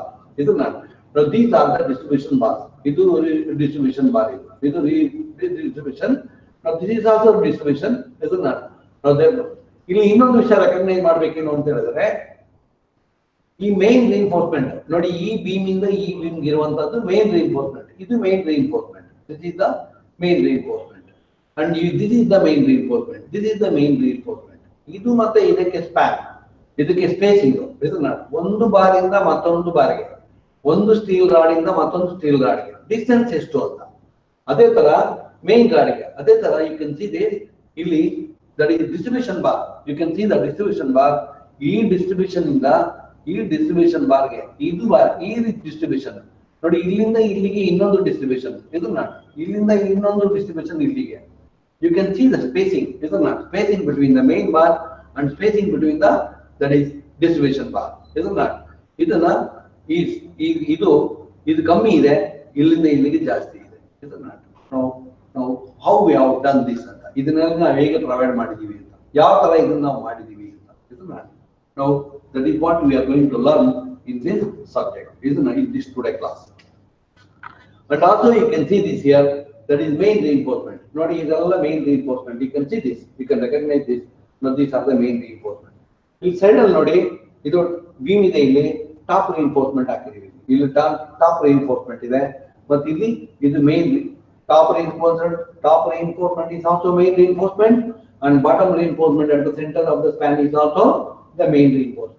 And you can see this is the distribution, isn't it? Now you can see this here, you can recognize this here, main reinforcement, this is main reinforcement, but this is main reinforcement, this is also main reinforcement. Now this is distribution. You can see the spacing between these two, main bar do spacing, but then distribution bar do spacing, isn't it? Distribution bar do spacing ಜಾಸ್ತಿ ಇರುತ್ತೆ, then main reinforcement spacing go ಕಡಿಮೆ ಇರುತ್ತೆ, isn't it? Okay, this is another photograph from another site. And we know that iದ್ರ ಬಗ್ಗೆ ನಾವು ಎಲ್ಲಾ class ನಲ್ಲೂ ಮಾತಾಡಿದೀವಿ. These are the symbols used in our RCC design. This is reinforced cement concrete design ಅಲ್ಲಿ ನಾವು ಈ symbols ಅನ್ನ ಎಲ್ಲ ಕಡೆನೂ ನಮ್ಮ ಕಾರ್ ಸಿ ಡಿಸೈನ್ ಅಂತ ಹೇಳಿದ ಕೂಡಲೇ ಇದೆಲ್ಲ ಬಂದ್ಬಿಡುತ್ತೆ ನನಗೆ. ಇದೆಲ್ಲ ನಮ್ಮ ಮನಸ್ಸಲ್ಲಿ ಬಂದ್ಬಿಡ್ಬೇಕು. Compressive force, tensile force, then strain, that is FCK, FY, gamma, density of the material, ಇದೆಲ್ಲ ವಿಚಾರಗಳು, ಸೇಫ್ಟಿ ಫ್ಯಾಕ್ಟರ್, ದೆನ್ ಎಲ್ಲ ಪ್ರತಿಯೊಂದು ವಿಷಯಗಳು ಕೂಡ ನಮ್ಮ ಮನಸ್ಸಿಗೆ ಬಂದ್ಬಿಡ್ಬೇಕು. ಅದರ ನಂತರ and also we should know that is ಇದು ನ್ಯೂಟ್ರಲ್ ಆಕ್ಸಿಸ್ ಇಂದ ಮೇಲ್ಗಡೆ that is subjected to compression, and below the neutral axis this area is subjected to tension, isn't it? Idu tension ಮತ್ತೆ ಇದು compression area, isn't it? Above the neutral axis is compression and below the neutral axis is tension, isn't it? Now this is the stress diagram. ಇದು ನಮ್ಮ ಮನಸ್ಸಲ್ಲಿ ಬಂದ್ಬಿಡ್ಬೇಕು ಆ ಸ್ಥಿತಿ ಅಂತ ಹೇಳಿದ ಕೂಡ ಇದು ನಮ್ಮ ಮನಸ್ಸಲ್ಲಿ ಬಂದ್ಬಿಡ್ಬೇಕು. ಇದು C ನಾವು ಕ್ಯಾಲ್ಕುಲೇಟ್ ಮಾಡಿದೀವಿ, ಮತ್ತೆ T that is tensile force ಅದನ್ನು ಕ್ಯಾಲ್ಕುಲೇಟ್ ಮಾಡಿದೀವಿ, and we know that the liver arm ಇದು ನನಗೆ ಗೊತ್ತಿದೆ, ಇದನ್ನ ಇದು C ಎಲ್ಲಿದೆ, ಇದು ಸೆಂಟ್ರಾಯ್ಡ್. ಈ ಡಯಾಗ್ರಾಮ್ದು ಈ ಸ್ಟ್ರೆಸ್ ಬ್ಲಾಕ್ ಸೆಂಟ್ರಾಯ್ಡ್, ಇದು ಸ್ಟೀಲ್ ಸೆಂಟ್ರಾಯ್ಡ್. ಇದನ್ನ ಇಲ್ಲಿಂದ ಇಲ್ಲಿಗೆ ಎಷ್ಟು ಡಿಸ್ಟೆನ್ಸ್ ಇದೆ, ಲಿವರ್ ಆರ್ಮ್ ಡಿಸ್ಟೆನ್ಸ್. ನಾವು ಈ ತರ important things one should not about it. ಇದ್ರ ಬಗ್ಗೆ ಎಲ್ಲ ನಮ್ಗೆ ಗೊತ್ತಿರಬೇಕು. And also we know that is how to calculate the moment of resistance. ಇದನ್ನ ಆಲ್ಮೋಸ್ಟ್ ಎಲ್ಲಾ ಕ್ಲಾಸ್ಗಳಲ್ಲೂ ಕೂಡ ನಾನು ಇದ್ರ ವಿಷಯ ಮಾತಾಡಿದ್ದೀನಿ. ಅಂಡ್ ದೆನ್ ನಾವು ಲಿಮಿಟಿಂಗ್ ಪರ್ಸೆಂಟೇಜ್ ಅಂದ್ರೆ ಏನು ಅಂತ. ಲಿಮಿಟಿಂಗ್ ಪರ್ಸೆಂಟೇಜ್ ಅಂತ ಹೇಳಿದ್ರೆ that is depending upon the ratio, that is area of steel divided by B into D. ಇದನ್ನ ಅದು ಎಷ್ಟು ಪರ್ಸೆಂಟೇಜ್ ಸ್ಟೀಲ್ ಅಂತ ಕೋಡ್ ಹೇಳುತ್ತೆ. ಇಷ್ಟಿರ್ಬೇಕು, ಹೀಗೆ ಇರಬೇಕು, based on the experience the code the people return in the code ಅಲ್ಲಿ ಇದೆ. Code ಅಲ್ಲಿ ಎಲ್ಲ ಬರ್ತಿದ್ದಾರೆ. ಅನುಭವದ ಮೇಲೆ ಅವರ ಅನುಭವ ಮತ್ತೆ ಎಕ್ಸ್ಪೀರಿಯನ್ಸ್, ಎಕ್ಸ್ಪೆರಿಮೆಂಟಲ್ ಅನಾಲಿಸಿಸ್ ಅದ್ರ ಬಗ್ಗೆ ಅದನ್ನೆಲ್ಲ ನೋಡಿ ಗೊತ್ತಿರೋರು ನಮ್ಗೆ ಹೇಳ್ತಾರೆ ಇಷ್ಟೇ ಪರ್ಸೆಂಟೇಜ್ ಆಗ್ಬೇಕು, ಇಷ್ಟು ಇರ್ಲೇಬೇಕು, ಇಷ್ಟು ಇರಬಾರ್ದು, ಇದಕ್ಕಿಂತ ಜಾಸ್ತಿ ಇರಬೇಕು, ಇದಕ್ಕಿಂತ ಕಮ್ಮಿ ಇರಬಾರ್ದು. ಈಗೆಲ್ಲ ಕೆಲವರು ತುಂಬಾ ವಿಚಾರಗಳಿದೆ, ಅದನ್ನು ನಾವು ಅನಲೈಸ್ ಮಾಡಿದೀವಿ. ಇದನ್ನ percentage how to do that. ನಾವು analysis and design of slabs. Already I told you that the one way and two way slab systems are the most commonly used floor system in the reinforced concrete structure. These slabs are constructed to provide flat surfaces, usually horizontal, in building, floors, roof or other types of structure. These two slab system has some basic differences. The main differences between one-way slab system and two-way slab system are noted. ಏನೇನಿದೆ ಅಂತ ನೋಡೋಣ. ಇದು horizontal plate, ಇದನ್ನ two dimensional figure ಇದು. ಈಗ slab ಅಂತ ಹೇಳಿದ್ರೆ ಹೀಗೆ ಇರುತ್ತೆ. Slab will be horizontal member, ಇದನ್ನ horizontal member, 2 dimension, ಅದಕ್ಕೂ ಲೆಂತ್ ಇರುತ್ತೆ, ಒಂದು ಬ್ರೆಡ್ತ್ ಇರುತ್ತೆ. ಇದನ್ನ therefore 2D, it is a 2D element ಅಂತ ನಾವು ಕರಿತೀವಿ. ಇದನ್ನ x ಮತ್ತೆ y ಮಾತ್ರ ಇರುತ್ತೆ. z the thickness is very small, therefore we are neglecting. ಇದನ್ನ now analysis and design of slab, that is slab is a 2D planar structure. ಇದನ್ನ ಇದು plane structure. ನಾವು thickness ಅನ್ನ ಅಷ್ಟು ಸೀರಿಯಸ್ ಆಗಿ ಕನ್ಸಿಡರ್ ಮಾಡಿದ್ರೆ ಅದಕ್ಕೆ ನಾವಿಂದ 2D ಅಂತ. ಯಾಕಂದ್ರೆ x ಮತ್ತೆ y ಡೈರೆಕ್ಷನ್ ಅಲ್ಲಿ ಲೆಂತ್, ಸ್ಲ್ಯಾಬ್ ಲೆಂತ್ ಮತ್ತೆ ಬ್ರೆಡ್ತ್ ಜಾಸ್ತಿ ಇರುತ್ತೆ, ಥಿಕ್ನೆಸ್ ಕಮ್ಮಿ ಇರುತ್ತೆ, ಅದಕ್ಕೆ ನಾವು ಇದನ್ನ 2D ಅಂತ ಹೇಳ್ತೀವಿ. ಮತ್ತೆ ಈಗ ಸ್ಲ್ಯಾಬ್ಸ್ ನ ವೇರಿಯಸ್ ಕ್ಲಾಸಿಫಿಕೇಶನ್, ಏನೇನು ಕ್ಲಾಸಿಫಿಕೇಶನ್ ಇದೆ, ಟೈಪ್ ಆಫ್ ಸಪೋರ್ಟ್. ಈಗ ಕೆಲವು ಸಾರಿ ನಾವೇನ್ ಮಾಡ್ತೀವಿ, ನಾವು ಈಗ ಫಿಗರ್ ನೋಡಿದೀವಿ, ನಾವು ಕಾಲಮ್ನ ಮೇಲೆ ಬರೀ ಡೈರೆಕ್ಟ್ ಆಗಿ ಕಾಲಮ್ನ ಮೇಲೆ ಕೆಲವು ಸ್ಲ್ಯಾಬ್ ಅನ್ನ ಫ್ಲಾಟ್ ಸ್ಲ್ಯಾಬ್ ಅಂತ ಹೇಳ್ತೀವಿ ನಾವು, ಅದನ್ನ ಸ್ಲ್ಯಾಬ್ ಅಲ್ಲಿ ಕೂತ್ಕೊಳ್ತಿರ್ತೀವಿ. ಕೆಲವು ಸಾರಿ ಬೀಮಿನ ಮೇಲೆ ಕೂತ್ಕೊಳ್ತಿರ್ತೀವಿ, ಕೆಲವು ಸಾರಿ directly on the masonry walls, walls ಮೇಲೆ ಕೂತ್ಕೊಂಡಿರ್ತೀವಿ. ಅದನ್ನ that is how we can support ನ ಮೇಲೆ ನಾವು ಅದನ್ನ ಕ್ಲಾಸಿಫೈ ಮಾಡಬಹುದು. ಅಂಡ್ ಆಲ್ಸೋ ಶೇಪ್, ಯಾವ ಶೇಪ್ ಅದು ಸ್ಲ್ಯಾಬ್ ಅಂತ, ಸರ್ಕ್ಯುಲರ್ ಇರ್ಬೋದು, ರೆಕ್ಟಾಂಗಲ್ ಇರ್ಬೋದು, ಸ್ಕ್ವೇರ್ ಇರ್ಬೋದು, ಪಾಲಿಗನ್ ಇರ್ಬೋದು, ಯಾವ ಶೇಪ್ ಬೇಕಾದ್ರೂ ಅದನ್ನ ನಾವು ಮಾಡಬಹುದು. Accordingly we need to design, isn't it? And based on the boundary condition, ಯಾವ boundary condition is fixed cantilever simply supported, isn't it? ಈಗ ಫಿಕ್ಸ್ಡ್ ಅಂದ್ರೆ ಏನು, ಮಾನೋಲಿಥಿಕಲಿ ಬೀಮು ಸ್ಲ್ಯಾಬ್ ಅದನ್ನ ಮಾನೋಲಿಥಿಕಲಿ ಒಂದೇ ದಿವಸ ಕಾಂಕ್ರೀಟ್ ಮಾಡಿಬಿಡ್ತೀವಿ, that is fixed, isn't it? ಕೆಲವು ಸಾರಿ ನಾವು ಏನು ಮಾಡ್ತೀವಿ ಅಂತ ಹೇಳಿದ್ರೆ ಮೇಸನರಿ ವಾಲ್ ಕಟ್ತೀವಿ. ಮೇಸನರಿ ವಾಲ್ ಕಟ್ಟಿದ ನಂತರ ಸೆಂಟ್ರಿಂಗ್ ಹೊಡೆದು ಮೇಸನರಿ ವಾಲ್ ನ ಮೇಲೆ ಸ್ಲ್ಯಾಬ್ ಅನ್ನು ಕೂತ್ಕೊಳ್ತೀವಿ, that is simply supported, isn't it? And also that is cantilever. Another one is called the cantilever beam. ಈಗ cantilever beam ಅಂತ ಹೇಳಿದ್ರೆ one end fix ಆಗಿರುತ್ತೆ, ಮತ್ತೊಂದು end ಫ್ರೀ ಇರುತ್ತೆ. That is how we can class the boundary condition. And based on use, ಈಗ ನಾನು ಆಗಲೇ ಹೇಳಿದೆ, ಈಗ ಫ್ಲೋರ್ ಸ್ಲ್ಯಾಬ್ ಅಂದ್ರೇನು, ರೂಫ್ ಸ್ಲ್ಯಾಬ್ ಅಂದ್ರೇನು, and also slab for water tank. ಬೇರೆ ಬೇರೆ ಪರ್ಪಸ್, ಯಾವ ಪರ್ಪಸ್ಗೆ ನಾವು ಅದನ್ನು ಬಳಸ್ತೀವಿ. ಬರೀ ಫ್ಲೋರ್ ಅಂತ ಹೇಳಿದ್ರೆ ಇಟ್ ಈಸ್ ಲಿವಿಂಗ್ ಏರಿಯಾ. ಇದನ್ನ ರೂಫ್ ಅಂತ ಹೇಳಿದ್ರೆ ಅಟ್ ದ ಟಾಪ್, ತಲೆ ಮೇಲ್ಗಡೆ ಇರುತ್ತೆ. That is only to cover the, that is protect the roof. ಇದನ್ನ protect the, that is living area, that is roof slab. ಮತ್ತೆ ವಾಟರ್ ಟ್ಯಾಂಕ್ ಸ್ಲ್ಯಾಬ್ ಇರುತ್ತೆ. ಇದನ್ನ ವಾಟರ್ ಸ್ಟೋರ್ ಮಾಡಲಿಕ್ಕೆ. Based on arrangements of arrangement, that is slab ನ ಬೇರೆ ಬೇರೆ ರೀತಿ ಸ್ಲ್ಯಾಬ್ಗಳಿದೆ. ರಿಬ್ಡ್ ಸ್ಲ್ಯಾಬ್ಸ್ ಇದೆ, ಗ್ರಿಡ್ ಸ್ಲ್ಯಾಬ್ ಅಥವಾ ಪಿಲ್ಲರ್ ಸ್ಲ್ಯಾಬ್ ಅಂತ ಇದೆ. ಅದು ಬೇರೆ ಬೇರೆ ಇದೆ, ಅದು ಬೇರೆ ಬೇರೆ ವಿಷಯ. ಅದು ಅದು ಇನ್ನೊಂದು ಯಾವ ಸಂದರ್ಭ ಅಂದ್ರೆ ನಾವು discuss about it. I am not concentrating more on this. That is ribs ಅಂದ್ರೆ ಸ್ಲ್ಯಾಬ್ ಅಂತ ಹೇಳಿದ್ರೆ ಲಾರ್ಜ್ ಸ್ಪ್ಯಾನ್, ದೊಡ್ಡ ಸ್ಪ್ಯಾನ್ ಇದ್ರೆ ದಟ್ ಈಸ್ ನಾವೇನ್ ಮಾಡ್ತೀವಿ, ರಿಬ್ಸ್ ಅನ್ನು ಪ್ರೊವೈಡ್ ಮಾಡ್ತೀವಿ ಅಲ್ಲಲ್ಲಿ in the both direction, X ಮತ್ತೆ ವೈ ಡೈರೆಕ್ಷನ್ ಅಲ್ಲಿ. ಇದನ್ನ thickness that is ribs will be provided along x and both direction, x and y direction. Then we will put the slab above the top of that, isn't it? And the grid slab and pillar ಅಂತ ಹೇಳಿದ್ರೆ ಎಲ್ಲಿ temperature ಸ್ವಲ್ಪ ಕಮ್ಮಿ ಆಗಬೇಕು, temperature reduce ಮಾಡಲಿಕ್ಕೆ, ಮತ್ತೆ ಅದರ ನಂತರ weight of the slab ಅನ್ನು ಕಡಿಮೆ ಮಾಡಲಿಕ್ಕೆ. there is another way of, that is ಈ ಫ್ಲೋರ್ ಟೈಲ್ಸ್ ಅಥವಾ ಬೇರೆ ಡಿಸೈನ್ ಟೈಲ್ಸ್ ನಾವು ಸ್ಲ್ಯಾಬ್ ಕ್ಯಾಸ್ಟ್ ಮಾಡುವಾಗ ಇಟ್ಟು ಅದರ ಮೇಲ್ಗಡೆ ಕಾಂಕ್ರೀಟ್ ಹಾಕ್ತೀವಿ. That is at the from the bottom, that is pillar slab ಅಂತ ಹೇಳೋದಕ್ಕೆ. ಇದನ್ನ and also based on the span, based on the slab spanning load carrying direction. ಇದನ್ನ ನಾನು ಅವಾಗ ಹೇಳಿದೆ, that is one way slab and two way slab ಅಂತ. ನಾವು let us concentrate on this. ಇದನ್ನ ಒನ್ ವೇ ಸ್ಲ್ಯಾಬ್ ಅಂದ್ರೆ ಏನು, two way slab ಅಂದ್ರೆ ಏನು, ಅದ್ರ ಬಗ್ಗೆ ನಮಗೆ ಸ್ವಲ್ಪ ಸರಿಯಾಗಿ ಗೊತ್ತಿರಬೇಕು.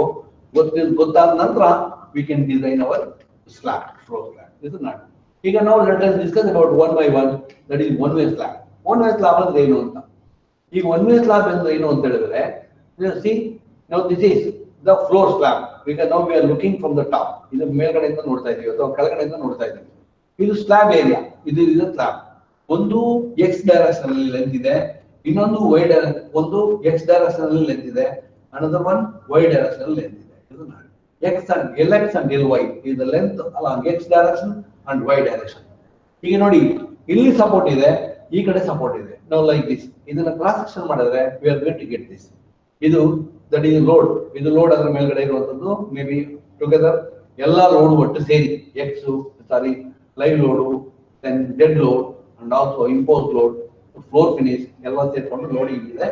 ಡ್ಯೂ ಟು ದಿಸ್, ಈ ಲೋಡ್ ಇಂದ ಏನಾಗ್ತದೆ ಇದು ಅಂತ, ಏನಾಗುತ್ತೆ, ಈಗ ಡಿಫ್ಲೆಕ್ಟ್ ಆಗುತ್ತೆ. This should not, ಇದು ಈಗ ಡಿಫ್ಲೆಕ್ಟ್ ಆಗಬಾರ್ದು. ಇದನ್ನ ಡಿಫ್ಲೆಕ್ಟ್ ಆಗದೇ ಇರುವಾಗ ನಮ್ದು ಜವಾಬ್ದಾರಿ. ಇದನ್ನ being an engineer we need to design it should not deflect. ಇದನ್ನ ನಾವು therefore ಇದೇನಂತ ಹೇಳಿದ್ರೆ, ಇದರಲ್ಲಿ ನೋಡಿ ly lx is greater than 2, ly lx is greater than 2. ಇದನ್ನ ly ಇದು ಒನ್ ವೇ ಸ್ಲ್ಯಾಬ್ ಅಂತ ಹೇಳೋದು. ly lx ರೇಷಿಯೋ ಇದು ಗ್ರೇಟರ್ than 2 ಇದ್ರೆ ನಾವು ಅದನ್ನ ದಟ್ ಈಸ್ ಅದನ್ನ ಒನ್ ವೇ ಸ್ಲ್ಯಾಬ್ ಅಂತ ಹೇಳ್ತೀವಿ. ಅನದರ್ ಕಂಡೀಷನ್ ಈಸ್ ನೋಡಿ, ಇಲ್ಲಿಂದ ಇಲ್ಲಿಗೆ ಇದು ಒಂದು, ಇಲ್ಲಿ ಒಂದು ಸಪೋರ್ಟ್ ಇದೆ ಮತ್ತೆ ಇಲ್ಲಿ ಸಪೋರ್ಟ್ ಇದೆ. ಇಲ್ಲಿ ಸಪೋರ್ಟ್ ಇಲ್ಲ, ಇಲ್ಲಿ ಸಪೋರ್ಟ್ ಇಲ್ಲ, ಎರಡು ಕಡೆ ಸಪೋರ್ಟ್ ಇಲ್ಲ. ನೋಡಿ, it is the slab is that is resting on only two sides. ಇದನ್ನ ಒಂದು ಇಲ್ಲಿ ಒಂದು ಈ ಗೋಡೆ ಮೇಲೆ ಕುತ್ಕೊಂಡಿದೆ ಅಥವಾ ಬೀಮ್ ಮೇಲೆ ಕುತ್ಕೊಂಡಿದೆ, ಇಲ್ಲಿ ಗೋಡೆ ಮೇಲೆ ಕುತ್ಕೊಂಡಿದೆ ಅಥವಾ ಬೀಮ್ ಮೇಲೆ ಕುತ್ಕೊಂಡಿದೆ. ಇದನ್ನ ದಟ್ ಈಸ್ ಎರಡು ಕಡೆ ಕುತ್ಕೊಂಡಿದೆ. The other side, that is here and here, ಈ ಎರಡು ಕಡೆ no support. therefore it is called one way slab ಅಂತ ಹೇಳಿ. ನಾವೀಗ ಇಲ್ಲಿ ಲೋಡ್ ಅನ್ನು ಏನ್ ಮಾಡಿದೀವಿ, ಈ ಸ್ಲ್ಯಾಬ್ ಲೋಡ್ ಅನ್ನು ಏನ್ ಮಾಡಿದೀವಿ ಅಂತ ಹೇಳಿದ್ರೆ, ಇಲ್ಲಿಂದ ಇಲ್ಲಿಗೆ ಟ್ರಾನ್ಸ್ಫರ್ ಮಾಡಿದೀವಿ ಮತ್ತೆ ಇಲ್ಲಿಂದ ಇಲ್ಲಿಗೆ ಟ್ರಾನ್ಸ್ಫರ್ ಮಾಡಿದೀವಿ. ಎರಡು ಡೈರೆಕ್ಷನ್ ಲೋಡ್ ಟ್ರಾನ್ಸ್ಫರ್ ಆಗ್ತಾ ಇದೆ. ಎರಡು direction, only in two direction. ಇದನ್ನ that is therefore it is called one way slab ಅಂತ ಹೇಳಿ. ಇದು ಒನ್ ವೇ ಸ್ಲ್ಯಾಬ್. ಎರಡು ಕಂಡೀಷನ್ ಇದೆ ಇದರಲ್ಲಿ. ಒಂದು ಕಂಡೀಷನ್ ಏನು ಅಂತ ಹೇಳಿದ್ರೆ, ly by lx is greater than 2. And now it is the resting on two sides. ಒಂದು ಮತ್ತೆ ಎರಡು ಕಡೆ ಮಾತ್ರ ರೆಸ್ಟಿಂಗ್ ಆಗಿದೆ. There are 4 sides here. 1 2 3 4 side ಇದೆ, but the slab is resting on only 2 sides. Therefore it is one way slab. That is, ಅದರ ಅರ್ಥ ಏನು ಅಂತ ಹೇಳಿದ್ರೆ, ಈ ಲೋಡ್ ಆಫ್ ಇದು weight of the slab and the load received by others ಅಂತ ಹೇಳಿದ್ರೆ, ದಟ್ ಈ ಲೈವ್ ಲೋಡ್ ಇರ್ಬೋದು ಅಥವಾ ಫ್ಲೋರ್ ಫಿನಿಶಿಂಗ್ ಎಲ್ಲಾ ಲೋಡು ಇದ್ರ ಮೇಲ್ಗಡೆ ಬರುವಂತ ಎಲ್ಲಾ ಲೋಡ್ ಅನ್ನು ನಾವೇನ್ ಮಾಡಿದೀವಿ ಅಂತ ಹೇಳಿದ್ರೆ we are transferring that to that is this side and half is to this side. ಇದನ್ನ ಎರಡು ಸಪೋರ್ಟ್ ಇದೆ ಇದನ್ನ, ಅದರಿಂದ ನಾವು ಇದನ್ನ that is one way slab ಅಂತ ಕರಿತೀವಿ ನಾವು. ಓಕೆ, ಎರಡು ಕಂಡೀಷನ್, ಒಂದು condition Ly/Lx greater than 2 and supported two edges isn't it? Supported two edges, therefore opposite two edges, therefore it is one way slab isn't it? ಇದರೊಳಗಡೆ ಇನ್ನೊಂದು ವಿಷಯ ಏನಂತ ಹೇಳಿದ್ರೆ ಇದು ಫಾರ್ ಸ್ಮಾಲರ್ ಸ್ಲಾಬ್ಸ್, ಈಗ ನೋಡಿ ಸ್ಪ್ಯಾನ್ ಇದು ಇಲ್ಲಿಂದ ಇಲ್ಲಿಗೆ Ly is the span. ನಾವು ಈ ಸ್ಪ್ಯಾನ್ ಡಿಸೈನ್ ಮಾಡಿ ಈ ನಮ್ಮ ಸ್ಟ್ರಕ್ಚರ್ ಅನ್ನ ಏನ್ ಮಾಡ್ಬೇಕಂತ ಹೇಳಿದ್ರೆ ಡಿಸೈನ್ ಮಾಡುವಾಗ ನಾವು ಇದೊಂದು ಥಿಕ್ನೆಸ್, ಇದಕ್ಕೆ ಬೇಕಾದ ಸ್ಟೀಲು, ಇದನ್ನೆಲ್ಲ ನಾವು ಐಡೆಂಟಿಫೈ ಮಾಡಬೇಕು, ಕ್ಯಾಲ್ಕುಲೇಟ್ ಮಾಡಬೇಕು ಅಂತ ಇದ್ರೆ we have to calculate, we have to consider this is the effective span. ಇಲ್ಲಿಂದ ಇಲ್ಲಿಗೆ effective span. Therefore Ly ಗೆ ನಾವು ಇದನ್ನ ಡಿಸೈನ್ ಮಾಡಬೇಕು. ಈ ಸ್ಲಾಬ್ ಅನ್ನು ಯಾವುದಕ್ಕೆ ಡಿಸೈನ್ ಮಾಡಬೇಕು? Ly ಅನ್ನು ಕನ್ಸಿಡರ್ ಮಾಡಬೇಕು. This is one way slab. Okay, and similarly two way slab, you can see this, you can recognize here that is two way slab. ಈ two way slab ಅಲ್ಲಿ ಏನಾಗಿದೆ ಅಂತ ಹೇಳಿದ್ರೆ ನಾವು 4 ಎಡ್ಜಲ್ಲಿ ಕೂಡ ಸಪೋರ್ಟ್ ಇದೆ. ಇದನ್ನ 4 ಎಡ್ಜಲ್ಲಿ ಸಪೋರ್ಟ್ ಇದೆ. ಈ 4 ಎಡ್ಜ್ ಸಪೋರ್ಟ್ ಅನ್ನ ನಾವೇನ್ ಮಾಡಿದೀವಿ ಅಂತ ಹೇಳಿದ್ರೆ ಇಲ್ಲಿಂದ ಈ ಲೋಡ್ ಅನ್ನ ಈ 4 ಎಡ್ಜ್ ಕೂಡ ಟ್ರಾನ್ಸ್ಫರ್ ಮಾಡ್ತೀವಿ. ಇದನ್ನ ರೈಟ್, ಈ 4 ಎಡ್ಜ್ಗೆ ಟ್ರಾನ್ಸ್ಫರ್ ಮಾಡ್ತೀವಿ. This is one two way slab main ಇದನ್ನ ದಟ್ ಇಸ್ ಇದನ್ನ ನಾವು therefore now see now in this direction Ly ಹೀಗೆ ಆಗುತ್ತೆ, ಇದನ್ನ Ly ಈ ತರ ಡಿಫ್ಲೆಕ್ಟ್ ಆಗುತ್ತೆ. and then similarly ನೋಡಿ Lx ಅಲ್ಲಿ ಕೂಡ ಈ ತರ ಡಿಫ್ಲೆಕ್ಟ್ ಆಗುತ್ತೆ. ಅಂದ್ರೆ ಎರಡು ಕಡೆ ಈಗ ಏನಾಗ್ತದೆ ಅಂತ ಹೇಳಿದ್ರೆ ಇದು ಬೋಲ್ ತರ ಆಗುತ್ತೆ. ಇದನ್ನ ಈ ಕೆಲಸದಲ್ಲಿ ಏನಾದ್ರು ನಾವು ಸರಿಯಾಗಿ ಡಿಸೈನ್ ಮಾಡದೇ ಇದ್ರೆ ಥಿಕ್ನೆಸ್, ಕಾಂಕ್ರೀಟ್ ಥಿಕ್ನೆಸ್ ಮತ್ತೆ ಸಫಿಷಿಯಂಟ್ ಕ್ವಾಂಟಿಟಿ ಆಫ್ ಸ್ಟೀಲ್ ಅನ್ನು ಹಾಕದೇ ಇದ್ರೆ no this becomes like a bowl, ಈ ತರ ಬೋಲ್ ತರ ಆಗುತ್ತೆ ಇದನ್ನ ಶೇಪ್. ಬಟ್ ಇಲ್ಲೇನಾಗುತ್ತೆ ಅಂತ ಹೇಳಿದ್ರೆ ಒನ್ ಡೈರೆಕ್ಷನ್ ಸ್ಲೋಪ್ ಆಗುತ್ತೆ. ಇದೊಂದು ಇಲ್ಲಿಂದ ಇಲ್ಲಿವರೆಗೆ ಸ್ಲೋಪ್, ಈಗ ಏನಾದ್ರು ಡಿಫೆಕ್ಟ್ ಆದ್ರೆ it will be like this one end ಇಂದ ಈ ಎಂಡ್ ವರೆಗೆ. ಬಟ್ ಈ ಕೇಸಲ್ಲಿ ಏನಾಗ್ತದೆ ಅಂತ ಹೇಳಿದ್ರೆ ಇಲ್ಲಿ ಈ ಸೆಂಟ್ರಲ್ಲಿ ಜಾಸ್ತಿ ಡಿಫ್ಲೆಕ್ಷನ್ ಇರುತ್ತೆ, ಇಲ್ಲಿ ಕಮ್ಮಿ, ಆಲ್ ದ ಫೋರ್ ಸೈಡ್ಸ್ ಕಡಿಮೆ ಆಗ್ತಾ ಹೋಗುತ್ತೆ. ಅದರಿಂದ ಇಟ್ ಲುಕ್ಸ್ ಲೈಕ್ ಎ ಬೋಲ್. ಇದನ್ನ therefore that is one condition. Another condition that is Ly/Lx less than or equal to 2.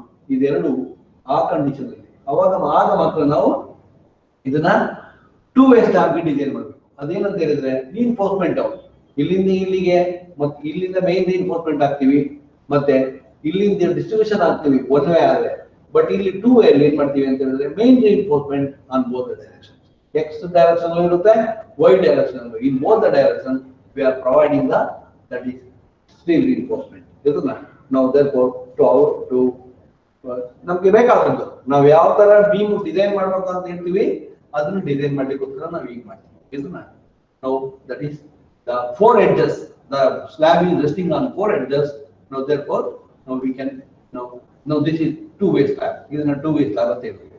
ಮತ್ತೆ ಇಲ್ಲಿ another thing you can recognize here is ಈಗ ಎರಡು ವಿಷಯ ಇದೆ. ಒಂದು Ly ಈಗ ಸಪೋರ್ಟೆಡ್ ಆನ್ ಟೂ ಸೈಡ್ಸ್. ಇದನ್ನ ಡಿಸೈನ್ ಮಾಡ್ಬೇಕಂತ ಹೇಳಿದ್ರೆ ನಾರ್ಮಲಿ ಯೂಶಲಿ ಎನಿ ಬಿಲ್ಡಿಂಗ್ ನಾವೇನ್ ಮಾಡ್ತೀವಿ ಅಂತ ಹೇಳಿದ್ರೆ ಒಂದು 3 ಮೀಟರ್ ಇರ್ಬೋದು ಬಿಡ್ತು, ಅಥವಾ 4 ಮೀಟರ್ ಇರ್ಬೋದು, 4.25 ಮೀಟರ್ ಇರ್ಬೋದು, 5 ಮೀಟರ್ ಇರ್ಬೋದು. ಇದನ್ನ ನಾವು ಬಿಯಾಂಡ್ ದಟ್ ವಿಲ್ ಥಿಂಕ್ ಏನಾಗುತ್ತೆ ಅಂತ ಹೇಳಿದ್ರೆ ಇಫ್ ದ ಸ್ಪ್ಯಾನಿಂಗ್ ಇನ್ಕ್ರೀಸಸ್ ಅವಾಗ ಏನಾಗುತ್ತೆ the thickness and steel reinforcement increases. ಮತ್ತೆ ಯಾವ್ದು ಬಿಲ್ಡಿಂಗ್ ಅಲ್ಲಿ ಕೂಡ ಕೆಲವು especially in bigger houses like bungalows, then the span may be much bigger. Otherwise now we can design single reinforced up to 4.5 even 5 meter ವರೆಗೆ ನಾವು design ಮಾಡ್ಲಿಕ್ಕೆ ನಮ್ಗೆ ಆಗುತ್ತೆ. It is possible. ಇದು ಸ್ವಲ್ಪ ಲಾರ್ಜರ್ ಸ್ಪ್ಯಾನ್, ತುಂಬಾ ದೊಡ್ಡ ಸ್ಪ್ಯಾನ್ ಇದ್ರೆ ಆಗ ಮಾತ್ರ ನಾವು we need to consider, we need carefully we have to design this. Now this is the difference between the one way slab and two way slab. Now we will see little more one way slab. That is one way slab is supported on two edges. Isn't it? Two edges will support ಮಾಡಿದೀವಿ.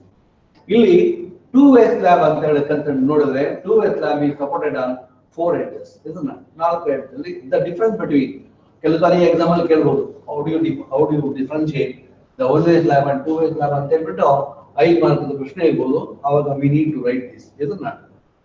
Then the ratio of longer span to shorter span is greater than 2. ನೋಡಿ isn't it? Greater than 2, isn't it? And in 2 slab, the ratio of longer span to shorter span is less than or equal to 2, isn't it? Now, similarly, the main reinforcement is provided in one direction, that is along the shorter span. Along the shorter span. ಈಗ ಇದು LY ಎರಡು ಕಡೆ support ಇದೆ, therefore ನಮ್ಮ load ಅನ್ನು ಎಲ್ಲಿಗೆ transfer ಮಾಡಬೇಕು, ಇಲ್ಲಿಗೆ ಟ್ರಾನ್ಸ್ಫರ್ ಮಾಡಬೇಕು ಮತ್ತು ಈ ಕಡೆ ಗೋಡೆಗೆ ಟ್ರಾನ್ಸ್ಫರ್ ಮಾಡಬೇಕು. ಈ ಸಪೋರ್ಟ್ಗೆ ಮತ್ತು ಈ ಸಪೋರ್ಟ್ಗೆ ಲೋಡ್ ಅನ್ನು ಟ್ರಾನ್ಸ್ಫರ್ ಮಾಡಬೇಕು. This is how we can, that is analyze the problem. But whereas here ಈಗ LY ಮತ್ತು LYX ಅಂತ ಎರಡಿದೆ. ಈ ಎರಡರಲ್ಲಿ ಡಿಸೈನ್ ಮಾಡುವಾಗ ನಾವು ಏನ್ ಮಾಡ್ಬೇಕಂತ ಹೇಳಿದ್ರೆ, ಯಾವ್ದಕ್ಕೆ ಮಾಡಬೇಕು, ಈ ಎರಡರಲ್ಲಿ ಯಾವ್ದು ಸ್ಪ್ಯಾನ್ ಕಮ್ಮಿ ಇರುತ್ತೆ ಆ ಸ್ಪ್ಯಾನ್ ಅನ್ನು ಎಫೆಕ್ಟಿವ್ ಎಫೆಕ್ಟಿವ್ ತಗೊಳ್ಬೇಕು ನಾವು. ಸ್ಪ್ಯಾನ್ ಎಫೆಕ್ಟಿವ್ ಎಫೆಕ್ಟಿವ್ ಯಾವುದು ಅಂತ ಹೇಳಿದ್ರೆ ಈ ಎರಡರಲ್ಲಿ ಯಾವ್ದು ಕಡಿಮೆ ಇರುತ್ತೆ ಅದನ್ನ ನಾವು ತಗೊಳ್ಬೇಕು. That is one. And in the main reinforcement is provided in both the directions. ಎರಡು ಕಡೆ X ಅಲ್ಲೂ Y ಅಲ್ಲೂ Y ಡೈರೆಕ್ಷನ್ ಅಲ್ಲೂ main reinforcement ಇರುತ್ತೆ, X ಡೈರೆಕ್ಷನ್ ಅಲ್ಲೂ ಕೂಡ main reinforcement ಇರುತ್ತೆ. Then further, one way slab bends are different in one direction, perpendicular to the supporting edges. ಅಂದ್ರೆ ಹೀಗೆ ಒಂದೇ ಉದ್ದ ಇಲ್ಲಿಯೂ ಡಿಫ್ಲೆಕ್ಟ್, ಇಲ್ಲಿಂದ ಇಲ್ಲಿವರೆಗೆ ಇದು ಮ್ಯಾಕ್ಸಿಮಮ್ ಡಿಫ್ಲೆಕ್ಷನ್ ಇರುತ್ತೆ, ಔಟರ್ ಎಡ್ಜ್ ಅಲ್ಲಿ ಡಿಫ್ಲೆಕ್ಷನ್ ಇರುವುದಿಲ್ಲ, ಇದು zero ಡಿಫ್ಲೆಕ್ಷನ್ ಇರುತ್ತೆ, isn't it? Because of the support, isn't it? Similarly, now ಇಲ್ಲಿ ಬಂದ್ರೆ that two-way slab bend or deflect in both directions. ಎರಡು ಕಡೆನೂ ಇಲ್ಲಿ ಮ್ಯಾಕ್ಸಿಮಮ್ ಇರುತ್ತೆ, ಇಲ್ಲಿ ನಾಲ್ಕು ಎಡ್ಜ್ ಅಲ್ಲಿ 0 ಇರ್ತದೆ, isn't it? At the center the maximum deflection and all along the boundary 0 deflection, isn't it? ಹೀಗೆ ಬೋಲ್ ಇದಾದ್ರೆ ಸಿಲಿಂಡರ್ ತರ ಆಗ್ಬಿಡುತ್ತೆ. ಇದರಲ್ಲಿ ಸಿಲಿಂಡರ್ ಪೈಪ್ ಅನ್ನು ಒಂದು ಪೈಪ್ ಅನ್ನು ಕಟ್ ಮಾಡಿದಾಗ ಹೆಂಗ್ ಬರುತ್ತೆ, ಅರ್ಧ ಒಂದು ಪೋರ್ಷನ್ ಹಾಗೆ ಬರುತ್ತೆ, isn't it? The deflected shape of one way slab is cylindrical. Cylindrical ಅಂದ್ರೆ ಹೀಗೆ ಉದ್ದಕ್ಕೆ ಇರ್ತದೆ, ಹೀಗೆ ಉದ್ದಕ್ಕೆ ಸಿಲಿಂಡರ್ ಕಟ್ ಮಾಡಿದ್ರೆ ಹೇಗೆ ಇರುತ್ತೆ ಹಾಗೆ ಆ ಶೇಪ್ ಅಲ್ಲಿ ಇರುತ್ತೆ. ಇಲ್ಲಿ the deflected shape of two-way slab is dish, isn't it? ಪಾತ್ರೆ, ನಾವು ಪಾತ್ರೆ ಇದೆಯಲ್ಲ ಪಾತ್ರೆ ತರ ಆಗ್ಬಿಡುತ್ತೆ ಇದು, isn't it? ನಾಲ್ಕು ಎಡ್ಜ್ ಅಲ್ಲಿ ಸಪೋರ್ಟ್ ಮಾಡದೇ ಇದ್ರೆ ಆ ತರ ಆಗುತ್ತೆ, isn't it? Now therefore, and also please note down here that is load is transferred to one side. Now here the load is transferred to both the sides, isn't it? ಎರಡು ನಾಲ್ಕು ಬದಿಯಲ್ಲಿ ಕೂಡ ನಾಲ್ಕು ಸಪೋರ್ಟ್ ಕೂಡ ನಾವು load ಅನ್ನು transfer ಮಾಡ್ತೀವಿ. ಇಲ್ಲಿ the load is transferred to this side, this portion of the load is transferred to this side, and this portion of the load is transferred to this side. Like all the four edges are resisting the forces, isn't it? Resisting the load. This is how we need to design, isn't it? And now the general design considerations. ನಾವೀಗ ಒಂದು slab ಅನ್ನ design ಮಾಡ್ಬೇಕಾದ್ರೆ ಏನೆಲ್ಲ ನಾವು ಮಾಡ್ಬೇಕು, ಹೇಗೆ ನಾವು procedure ಅನ್ನ ಫಾಲೋ ಮಾಡ್ಬೇಕು, ನಾವು ಇಲ್ಲಿ ಸಿ ಒನ್ ಬೈ ಒನ್ ಏನೆಲ್ಲ ಮಾಡ್ಬೇಕು ಅಂತ. ಒಂದು ಸ್ಲ್ಯಾಬ್ ಅನ್ನ ನಾವು ಡಿಸೈನ್ ಮಾಡ್ಬೇಕು ಅಂತ ಹೇಳಿದ್ರೆ that is effective span of the slab.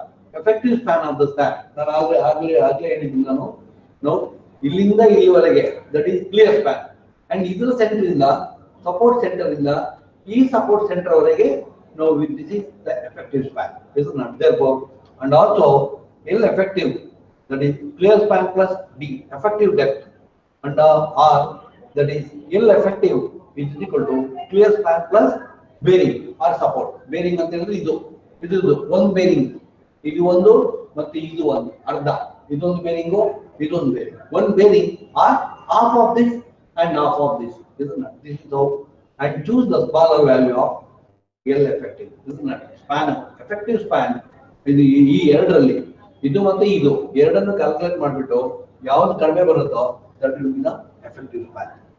And depth of the slab, ಈ slab depth, ಈ slab depth ಅನ್ನು ಹೇಗೆ ಮಾಡ್ತೀವಿ ಅಂತ ಹೇಳಿದ್ರೆ the depth of the slab depends upon the bending moment and the deflection criteria, isn't it? Thickness already ತುಂಬಾ ಸರಿ ನಾನು ಮಾತಾಡೋದು ನಾನು ನಮ್ಮ ಹತ್ರ ಹೇಳಿದೆ. Now see depth of the slab, depth of the slab ಅನ್ನು ಹೇಗೆ ನಾವು how to decide this ಅಂತ, that based on the bending moment. Bending moment ಎಲ್ಲಿಂದ ಬರುತ್ತೆ, how the bending moment will occur due to the load, isn't it?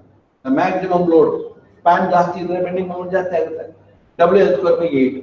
span ಜಾಸ್ತಿ ಆದ್ರೆ L square, W ಜಾಸ್ತಿ ಆದ್ರೆ that is bending moment will be more. When the bending moment will be more, that is bending, the thickness of depth of the slab is also more, and the deflection, minimum deflection is better. Now, these based on this criteria, we are deciding it. Then that is loads on slab. ಈಗ ನಾನು load resist ಮಾಡಬೇಕು, load resist ಮಾಡಬೇಕಂತ ತುಂಬಾ ಸಾರಿ ನಾನು ಮಾತಾಡಿದೆ. But see loads are calculated for unit area, per unit, ಒಂದು ಯೂನಿಟ್ಗೆ unit area. That I will tell you little later. ಇಲ್ಲಿ ಡೆಡ್ ಲೋಡ್ ಅಂತ ಹೇಳಿದ್ರೆ ನೋಡಿ, depth, overall depth of the slab multiplied by that is 25 kilonewton per meter. Isn't it? So this is that is dead load. ನಾವು ಈ calculation ಮಾಡುವಾಗ ಇದ್ರಲ್ಲಿ ನಾವು ಏನ್ ಮಾಡ್ತೀವಿ ಅಂತ ಹೇಳಿದ್ರೆ, ದಟ್ ಈಸ್ ಯಾವಾಗಲೂ ನಾವು ಸ್ಟ್ರಿಪ್ ಕನ್ಸಿಡರ್ ಮಾಡ್ತೀವಿ ನಾವು. That I will tell you, I will show you the figure. ನಾವು ಫ್ಲೋರ್ ಫಿನಿಶ್ ಅನ್ನ ಯೂಶಲಿ ನಾವು ಇದು remember this is the density of the material concrete. Being RCC, density of RCC is 25 kilonewton per meter cube. And floor finish na usually ನಾವು ಏನ್ ಮಾಡ್ತೀವಿ ಅಂತ ಹೇಳಿದ್ರೆ 1 to 2 kilonewton per meter square. ಇದನ್ನ 1 to 2 kilonewton per meter square.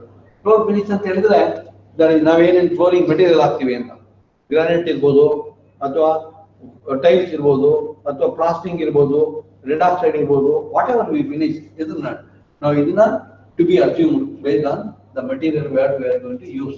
1 to 2 kilonewton per meter square. 1 meter square ಗೆ ಎಷ್ಟು ಅಂತ ನಾವು ಅದನ್ನ ಅಚೀವ್ ಮಾಡ್ತೀವಿ. ಸಿಮಿಲರ್ಲಿ ಲೈವ್ ಲೋಡ್ ಅನ್ನ ಯಾವಾಗಲೂ ನಾವು 3 to 5 kilonewton per meter square. Live load ಅಂತ ಹೇಳಿದ್ರೆ ನಾವುಗಳು ಜನ ವಾಸಿಸುವಂತದ್ದು, then table, chair, bench, showcase, dining table etcetera, ಇದನ್ನ ಆಲ್ಮೇರಾ, ದೆನ್ ಟಿವಿ ಶೋಕೇಸ್, ಅದೆಲ್ಲ ಲೈವ್ ಲೋಡ್ ಬರುತ್ತೆ. ನಾವು ನಮ್ಮ ಬದುಕು, ನಾವೆಲ್ಲರೂ ಒಟ್ಟಿಗೆ ಇದನ್ನ that live load depends upon, that is to be assumed depending upon the occupancy. ಯಾರ occupancy, ಈಗ for example school, college building ಎಲ್ಲ ಆಗುತ್ತೆ, ಅಲ್ಲಿ ಜನ ತುಂಬಾ ಮಕ್ಕಳು ಓಡಾಡ್ತಾರೆ, ಟೇಬಲ್ ಇರುತ್ತೆ, ಡೆಸ್ಕ್ ಇರುತ್ತೆ, ಬೆಂಚ್ ಇರ್ತದೆ, ಲೈಬ್ರರಿ ಬುಕ್ಸ್ ಇರುತ್ತೆ. therefore now we are assuming little more. Any government office, hospitals, isn't it, their live load will be more. Therefore minimum is 3 kilonewton per meter square. Here that is maximum, we can go up to 5 kilonewton per meter, or we have to calculate, isn't it, according to the design. ಯಾವ building ಅನ್ನ ನಾವು design ಮಾಡ್ತೀವಿ, ಯಾವ purpose ಗೆ ನಾವು ಅದನ್ನ design ಮಾಡ್ತೀವಿ. ಈಗ ಬ್ರಿಡ್ಜ್ ಎಲ್ಲ ಡಿಸೈನ್ ಮಾಡ್ತೀವಿ ನಾವು. ಬ್ರಿಡ್ಜ್ ಡಿಸೈನ್ ಮಾಡುವಾಗ ಏನ್ ಮಾಡ್ತೀವಿ ನಾವು ಅಂತ ಹೇಳಿದ್ರೆ, ದಟ್ ಈಸ್ ಮೂವಿಂಗ್ ಲೋಡ್ ಎಲ್ಲ ಇರುತ್ತೆ. ಕಾರುಗಳು, ಬಸ್ಗಳು, ದಟ್ ಈಸ್ ಟ್ರಾಫಿಕ್ ಇರ್ತದೆ. Traffic load is also considered. Therefore now live load, there are live loads. Now depending upon the occupancy, we are going to consider 3 to 5 kilonewton per meter square. And the nominal cover ಅಂದ್ರೆ, cover ಅಂದ್ರೆ steel should be embedded in the concrete. That should not be exposed to, that is atmosphere. ಇದನ್ನ ಅದರೊಳಗಡೆ ಯಾವ ಕಾರಣಕ್ಕೆ steel ಹೊರಗಡೆ ಕಾಣಬಾರ್ದು. ಇದನ್ನ when you cast the concrete, the beam, column, or whatever you do it, reinforcement should not be exposed to the outer atmosphere. ಯಾಕಂತ ಹೇಳಿದ್ರೆ when ಯಾವಾಗ ನಮಗೆ ಕಾಂಕ್ರೀಟ್ ಅಲ್ಲಿ ದಟ್ ಈಸ್ ವೀಕ್ ಕಾಂಕ್ರೀಟ್ ಹಾಕಿರ್ತೀವಿ, ಆಗ ಏನಾಗುತ್ತೆ ಅಂತ ಹೇಳಿದ್ರೆ atmosphere moisture that will be enter and that is the steel will deteriorate. Crore ಆಗ್ಬಿಡುತ್ತೆ, ಸ್ಟೀಲ್ ಕರೋಡ್ ಆಗ್ಬಿಡುತ್ತೆ. ಅದರಿಂದ ನಾವೇನ್ ಮಾಡ್ಬೇಕು ಅಂತ ಹೇಳಿದ್ರೆ, ಯಾವಾಗಲೂ concrete should be embedded in the steel should be embedded in the concrete properly. Therefore we need to provide, that is the maximum, that is covered in the right way for the right structure. ಸರಿಯಾದ ಯಾವ structure ಆದ್ರೂ ಕೂಡ ಅದಕ್ಕೊಂದು that is guidelines ಇದೆ. ಆ guidelines ಪ್ರಕಾರ cover ಅನ್ನ ನಾವು ಪ್ರೊವೈಡ್ ಮಾಡಬೇಕಾಗುತ್ತೆ. therefore nominal cover 20 millimeter to 30 millimeter if the dia of the bar is 12 mm ಜಾಸ್ತಿ ಇದ್ರೆ, and the nominal cover for 20 millimeter and 25 millimeter may be assumed for mild and moderate exposure respectively. ಈ mild and moderate exposure ಅಂತ ನಾನು ಆಗ್ಲೇ ಹೇಳಿದೆ. ಇದನ್ನ ಯಾವಾಗಲೂ mild and moderate ಅಂತ ಹೇಳಿದ್ರೆ, ಈಗ ಫಾರ್ ಎಕ್ಸಾಂಪಲ್ ಈಗ ಬೆಂಗಳೂರು, ಮೈಸೂರು, ಬೇರೆ ಕಡೆ ಎಲ್ಲ ನಾವು ಬಿಲ್ಡಿಂಗ್ ಕಟ್ತೀವಿ, Belagavi, wherever you build, no, normally we are going to provide 20 20 mm cover. Suppose if you are building the home along the coastline, ಈ ಕೋಸ್ಟ್ ಲೈನ್ ಹೋದ್ರೆ ಏನಾಗುತ್ತೆ ಅಂತ ಹೇಳಿದ್ರೆ ಸಮುದ್ರ ಇದೆ, ಸಮುದ್ರದ ಗಾಳಿ ಬರುತ್ತೆ, ಸಮುದ್ರ ಗಾಳಿಯಲ್ಲಿ ತೇವಾಂಶ ಬರ್ತದೆ, ಆ ತೇವಾಂಶದ ಜೊತೆಗೆ ಉಪ್ಪಿನಂಶ ಬರುತ್ತೆ, ಅವಾಗ ಸ್ಟೀಲ್ ಬೇಗ ಡಿಟೀರಿಯೇಟ್ ಆಗ್ಬೋದು ಸಾಧ್ಯತೆ ಇದೆ. ಅದಕ್ಕೋಸ್ಕರ ನಾವೇನ್ ಮಾಡ್ತೀವಿ, we are providing more cover. ಇದನ್ನ if you build the structure elsewhere, that is in Bengaluru, Mysuru or where, no that is mild, ಇದನ್ನ ದಟ್ ಈಸ್ ಮಾಡರ್ಡ್. ಇನ್ನು ಸಿವಿಯರ್ ಎಕ್ಸ್ಪೋಜರ್ ಬೇರೆ ಇದೆ, ಇದನ್ನ ಇನ್ನೊಂದು ಸಿವಿಯಾರಿಟಿ ಬೇರೆ ಇದೆ. when the concrete is exposed to temperature, isn't it? Temperature ಗೆ expose ಮಾಡಿದ್ರೆ ಅವಾಗ this should be increased to 40 mm, isn't it? The concrete cover should be 40 mm, isn't it? ಅದರದ್ದು ಡಿಸೈನ್ ಬೇರೆ ಇದೆ, ಅದು ಬೇರೆ ತರ ಮಾತಾಡಬೇಕು, isn't it? Right? Okay. Now then you can see this here, you can recognize that is a load consideration. ನೋಡಿ ಈಗ ಇದು slab ಇದು, ಇದು slab top view. Slab top view ಹಿಂಗಿದೆ, ಇದ್ರ ಮೇಲ್ಗಡೆ ಇದು ಕೆಳಗಡೆಗೆ ಸಪೋರ್ಟ್ ಇದೆ, ಬಾಟಮ್ ಅಲ್ಲಿ ಗೋಡೆ ಇರ್ಬೋದು ಅಥವಾ ಬೀಮ್ ಇರ್ಬೋದು. ನಾವು ಡಿಸೈನ್ ಮಾಡುವಾಗ ಏನ್ ಮಾಡ್ತೀವಿ ಅಂತ ಹೇಳಿದ್ರೆ, we consider the 1 meter strip. ಇಲ್ಲಿದೆ, you can see this here, that is the depth is thickness of the slab multiplied by 25 kN/m². ಇದು 1 meter², ಇದು 1 meter by 1 meter, ಇದು ಯೂನಿಟ್. ದೇರ್ಫೋರ್ ಇದು 1 meter ಕನ್ಸಿಡರ್ ಮಾಡ್ತೀವಿ, ಮತ್ತೆ ಇದನ್ನ 1 meterಗೆ now therefore per meter², 25 kN/m². That is density. This density thickness multiply ಮಾಡಿದ್ರೆ we are going to get what is the quantity of the that is the weight of the density of the load which is acting, isn't it, in this 1 meter strip. ಈ 1 meter strip consider ಮಾಡಿ ನಾವು ಈ slab ಅನ್ನು design ಮಾಡ್ತೀವಿ. ನಾವು ಯಾಕಂತ unit length ತಗೊಳ್ತೀವಿ ನಾವು, ನಮ್ಗೆ ಡಿಸೈನ್ ಕ್ಯಾಲ್ಕುಲೇಷನ್ ಮಾಡ್ಲಿಕ್ಕೆಲ್ಲ ಈಸಿ ಆಗುತ್ತೆ. ಡಿಸೈನ್ ಬಂದ್ಮೇಲೆ ಹೌ ಟು ಡಿಸ್ಟ್ರಿಬ್ಯೂಟ್ ದಟ್, ಅದರ ರೀಇನ್ಫೋರ್ಸ್ಮೆಂಟ್ ಬಾರ್ ಅನ್ನ ನಾವು ಬೇರೆ ಬೇರೆ ಡಿಸ್ಟ್ರಿಬ್ಯೂಟ್ ಮಾಡ್ತೀವಿ. That I will tell you. This is how we are going to design this. Okay. Then similarly, the minimum slab thickness, minimum 100 mm ಬೇಕೆ, ಇದು not the maximum rebar diameter. Maximum diameter is 1/8 of the, that is overall depth. Not this class ಯಾವುದು IS 456-2000 ಅದರದ್ದು class 26.522 ಗೆ ಇರುತ್ತೆ. Now it should be the maximum diameter of the bar rod reinforcement is 1/8 of the D, that is overall depth. And the minimum AST as per that class, that is 0.12% of the total cross section area, that is FE 415 ಆದರೆ, FE 250 ಆದರೆ that is 0.15 of the total cross sectional area of that is the slab, isn't it? Now this is the minimum area of steel should be provided, isn't it? ನಾವು design ಮಾಡ್ತೀವಿ, design ಮಾಡುವಾಗ ನಮಗೆ suppose ಇದು 0.15 ಬರುತ್ತೆ, ಅವಾಗ ನಾವು 0.15 use ಮಾಡಬೇಕು. Suppose 0.08 ಬರುತ್ತೆ, ಅವಾಗ ನಾವು 0.12 ಪ್ರೊವೈಡ್ ಮಾಡಬೇಕು. Now that is the guidelines, ಇದು ಕೋಡ್ ರೆಕಮೆಂಡ್ಸ್, ದಟ್ ಈಸ್ ಅಷ್ಟು ಯೂಸ್ ಮಾಡಬೇಕು. ಕ್ಯಾಲ್ಕುಲೇಷನ್ ಮಾಡುವಾಗ if you get more, now after calculation, if you calculate the percentage, if you get 0.15, then we have to provide 0.15 only. Suppose if you get 0.08%, then we need to provide 0.12, isn't it? 12% of the total cross sectional area. This is how we need to design the structure, isn't it? Then maximum spacing, that is main reinforcement.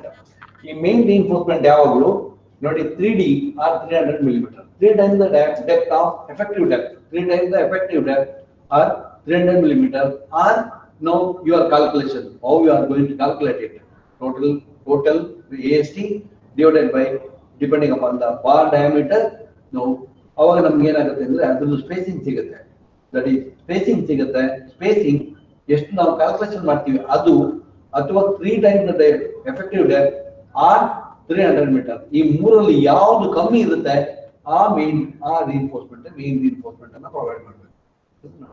Then similarly temperature and shrinkage reinforcement, that is distribution bar. ಈ distribution bar ಅನ್ನ, that is ಒಂದು distribution bar assume ಮಾಡ್ತೀವಿ ನಾವು, assume ಮಾಡಿ ಅದನ್ನ spacing calculate ಮಾಡ್ತೀವಿ. Spacing calculate ಮಾಡುವಾಗ that spacing should be how much you are going to get it from the calculation, and then that is 5 times the diameter of the 5 times the effective depth of the slab or 450 mm. ಈ ಮೂರಲ್ಲಿ ಯಾವುದು ಮೂರು ಕಮ್ಮಿ ಬರ್ತದೆ ಅಷ್ಟು spacing ಅಲ್ಲಿ ನಾವು ನಮ್ಮ ಡಿಸ್ಟ್ರಿಬ್ಯೂಷನ್ reinforcement ಪ್ರೊವೈಡ್ ಮಾಡಬೇಕು. ನಾವು place perpendicular to the main bars. Already I told you this. ಇದನ್ನ ಹೇಗೆ ನಾವು ಕುತ್ಕೊಳ್ತೀವಿ, ಮೇನ್ ಬಾರ್ ಅಂದೇನು, ದಟ್ ಈಸ್ ಮತ್ತೆ ಡಿಸ್ಟ್ರಿಬ್ಯೂಷನ್ ಬಾರ್ ಅಂದೇನು, ಅದನ್ನ with example I told you, that is you just go through that. ಇದನ್ನ ರೀಬಾರ್ಸ್. ಈಗ reinforcement ಬಾರ್ ಅನ್ನು ಹೇಗೆ ನಾವು ಕಾಸ್ಟ್ ಮಾಡ್ತೀವಿ ಅಂತ, ಹೇಗೆಲ್ಲ ಮಾಡ್ತೀವಿ ನಾವು ಅಂತ ನೋಡಿ. ಮೊದಲನೇ ರಾಡ್ ಹೇಳಿದೆ ನಾನು ನಿಮ್ಗೆ, ಇದನ್ನ ದಟ್ ಈಸ್ ಹೀಗೆ ಮಾಡ್ತೀವಿ. ಇದನ್ನ ಹೀಗೆ ಬೆಂಡ್ ಮಾಡಿದೆ ಯಾಕೆ ಅಂತ ಹೇಳಿದ್ರೆ ಅದು ಗೊತ್ತಾಗ್ಲಿ ನಮ್ಗೆ ಅಂತ ಸಪರೇಟ್ ಮಾಡಿಕೆ. ಸಪೋಸ್ ಎಲ್ಲಾದ್ರೂ ಕೆಲವು ಬಾರ್ ನಾವು ಅರ್ಧಕ್ಕೆ ನಿಲ್ಲಿಸ್ತೀವಿ ಇಲ್ಲಿಗೆ, ಅವಾಗ ಹೀಗೆ ಮಾಡಿದ್ರೆ that means there is another rod here, another reinforcement ಅದೇ ಬಾರಿ ಇದೆ ಅಂತ. ಇದು ಟಾಪ್ reinforcement, ಇದು ಟಾಪ್ reinforcement. ಇದನ್ನ then similarly now you see this is another way of making the reinforcing bar. ಇನ್ನು ಕೆಲವು ಲಾರ್ಜಸ್ ಪ್ಯಾನಲ್ ಆದ್ರೆ ನಾವು ಈ ತರ ಕೂಡ ಕಟ್ತೀವಿ, ನಾವು ಈ ತರ ಕೂಡ ಮಾಡ್ಬೋದು. Okay, then and in some cases we are going to do it like this also. ಒಂದು ಇದು ಮತ್ತೆ ಇದು ಕಾಂಬಿನೇಷನ್, ಇದು ಬಾಟಮ್ ರಾಡ್, ಮೇನ್ ರಾಡ್, ಇದು top reinforcement now at the top layer, isn't it? And this is how the another rod alternatively we can do this, and also we can have alternative bars of this. ಒಂದು ಈ ಕಡೆಗೆ ಒಂದು ಇನ್ನೊಂದು ಈ ಕಡೆಗೆ ಇರುತ್ತೆ, ಇದನ್ನ ಅದು ಆಲ್ಟರ್ನೇಟ್. ಮತ್ತೆ ಇಲ್ಲಿ ಒಂದು ಎಕ್ಸ್ಟ್ರಾ ಬಾರ್ reinforcement ಹಾಕ್ಬೇಕು. ಇದನ್ನ ಒಂದು ಎಕ್ಸ್ಟ್ರಾ ಬಾರ್ ತಗೊಂಡು ಬಂದು ಇದ್ರ ಮೇಲೆ ಕೂತ್ಕೊಳಿಸ್ಬೇಕು, ಇದ್ರ ಮೇಲೆ ಫಿಕ್ಸ್ ಮಾಡ್ಬೇಕು, ಕಟ್ಬೇಕು. Okay, that is how we are designing it. ಇದನ್ನ in some cases we are going to do like this. ಇಲ್ಲಿ ಒಂದು ಈ ಕಡೆ ಒಂದು ಇದೆಲ್ಲ ಬೇರೆ ಬೇರೆ ಮೆಥಡ್ ಇದೆ. That is SP34. ಅದರೊಳಗಡೆ ಎಲ್ಲ ವಿಚಾರಗಳು how to arrange the bars, ಎಷ್ಟು ಬಾರ್ ಅರೇಂಜ್ ಮಾಡಬೇಕು, ಹೇಗೆ ಅರೇಂಜ್ ಮಾಡಬೇಕು ಅನ್ನೋದ್ರ ಬಗ್ಗೆ ಎಲ್ಲ ಅದು ತುಂಬಾ ವಿಷಯಗಳನ್ನ ಹೇಳಿದ್ದಾರೆ. ಇದನ್ನ please kindly go through once. Now similarly, now design steps. First check for one way or two way. Design ಮಾಡುವಾಗ before doing design, now these are the bar arrangement. Now the how to design the slab and what should be thickness, how to go ahead with this. ಅದೊಂದು procedure. Slab thickness ಎಷ್ಟಾಗಬೇಕು ನಮಗೆ, ಮತ್ತೆ slab thickness ಆದ ನಂತರ slab thickness ಎಷ್ಟು, reinforcement ಯಾವ ಡಯಾಮೀಟರ್ದು, ಯಾವ್ದು spacing, ಎಷ್ಟು distance ಅಲ್ಲಿ ಇರಬೇಕು, ಡಿಸ್ಟ್ರಿಬ್ಯೂಷನ್ ಬಾರ್ ಎಷ್ಟು ಹಾಕಬೇಕು, ಅದ್ರದ್ದು ಸ್ಪೇಸಿಂಗ್ ಎಷ್ಟು, ಇದನ್ನೆಲ್ಲ ನಾವು discuss this tomorrow. This is the next class. No, till then, thank you very much for all the participants. Thank you so much, all the viewers. Thank you very much.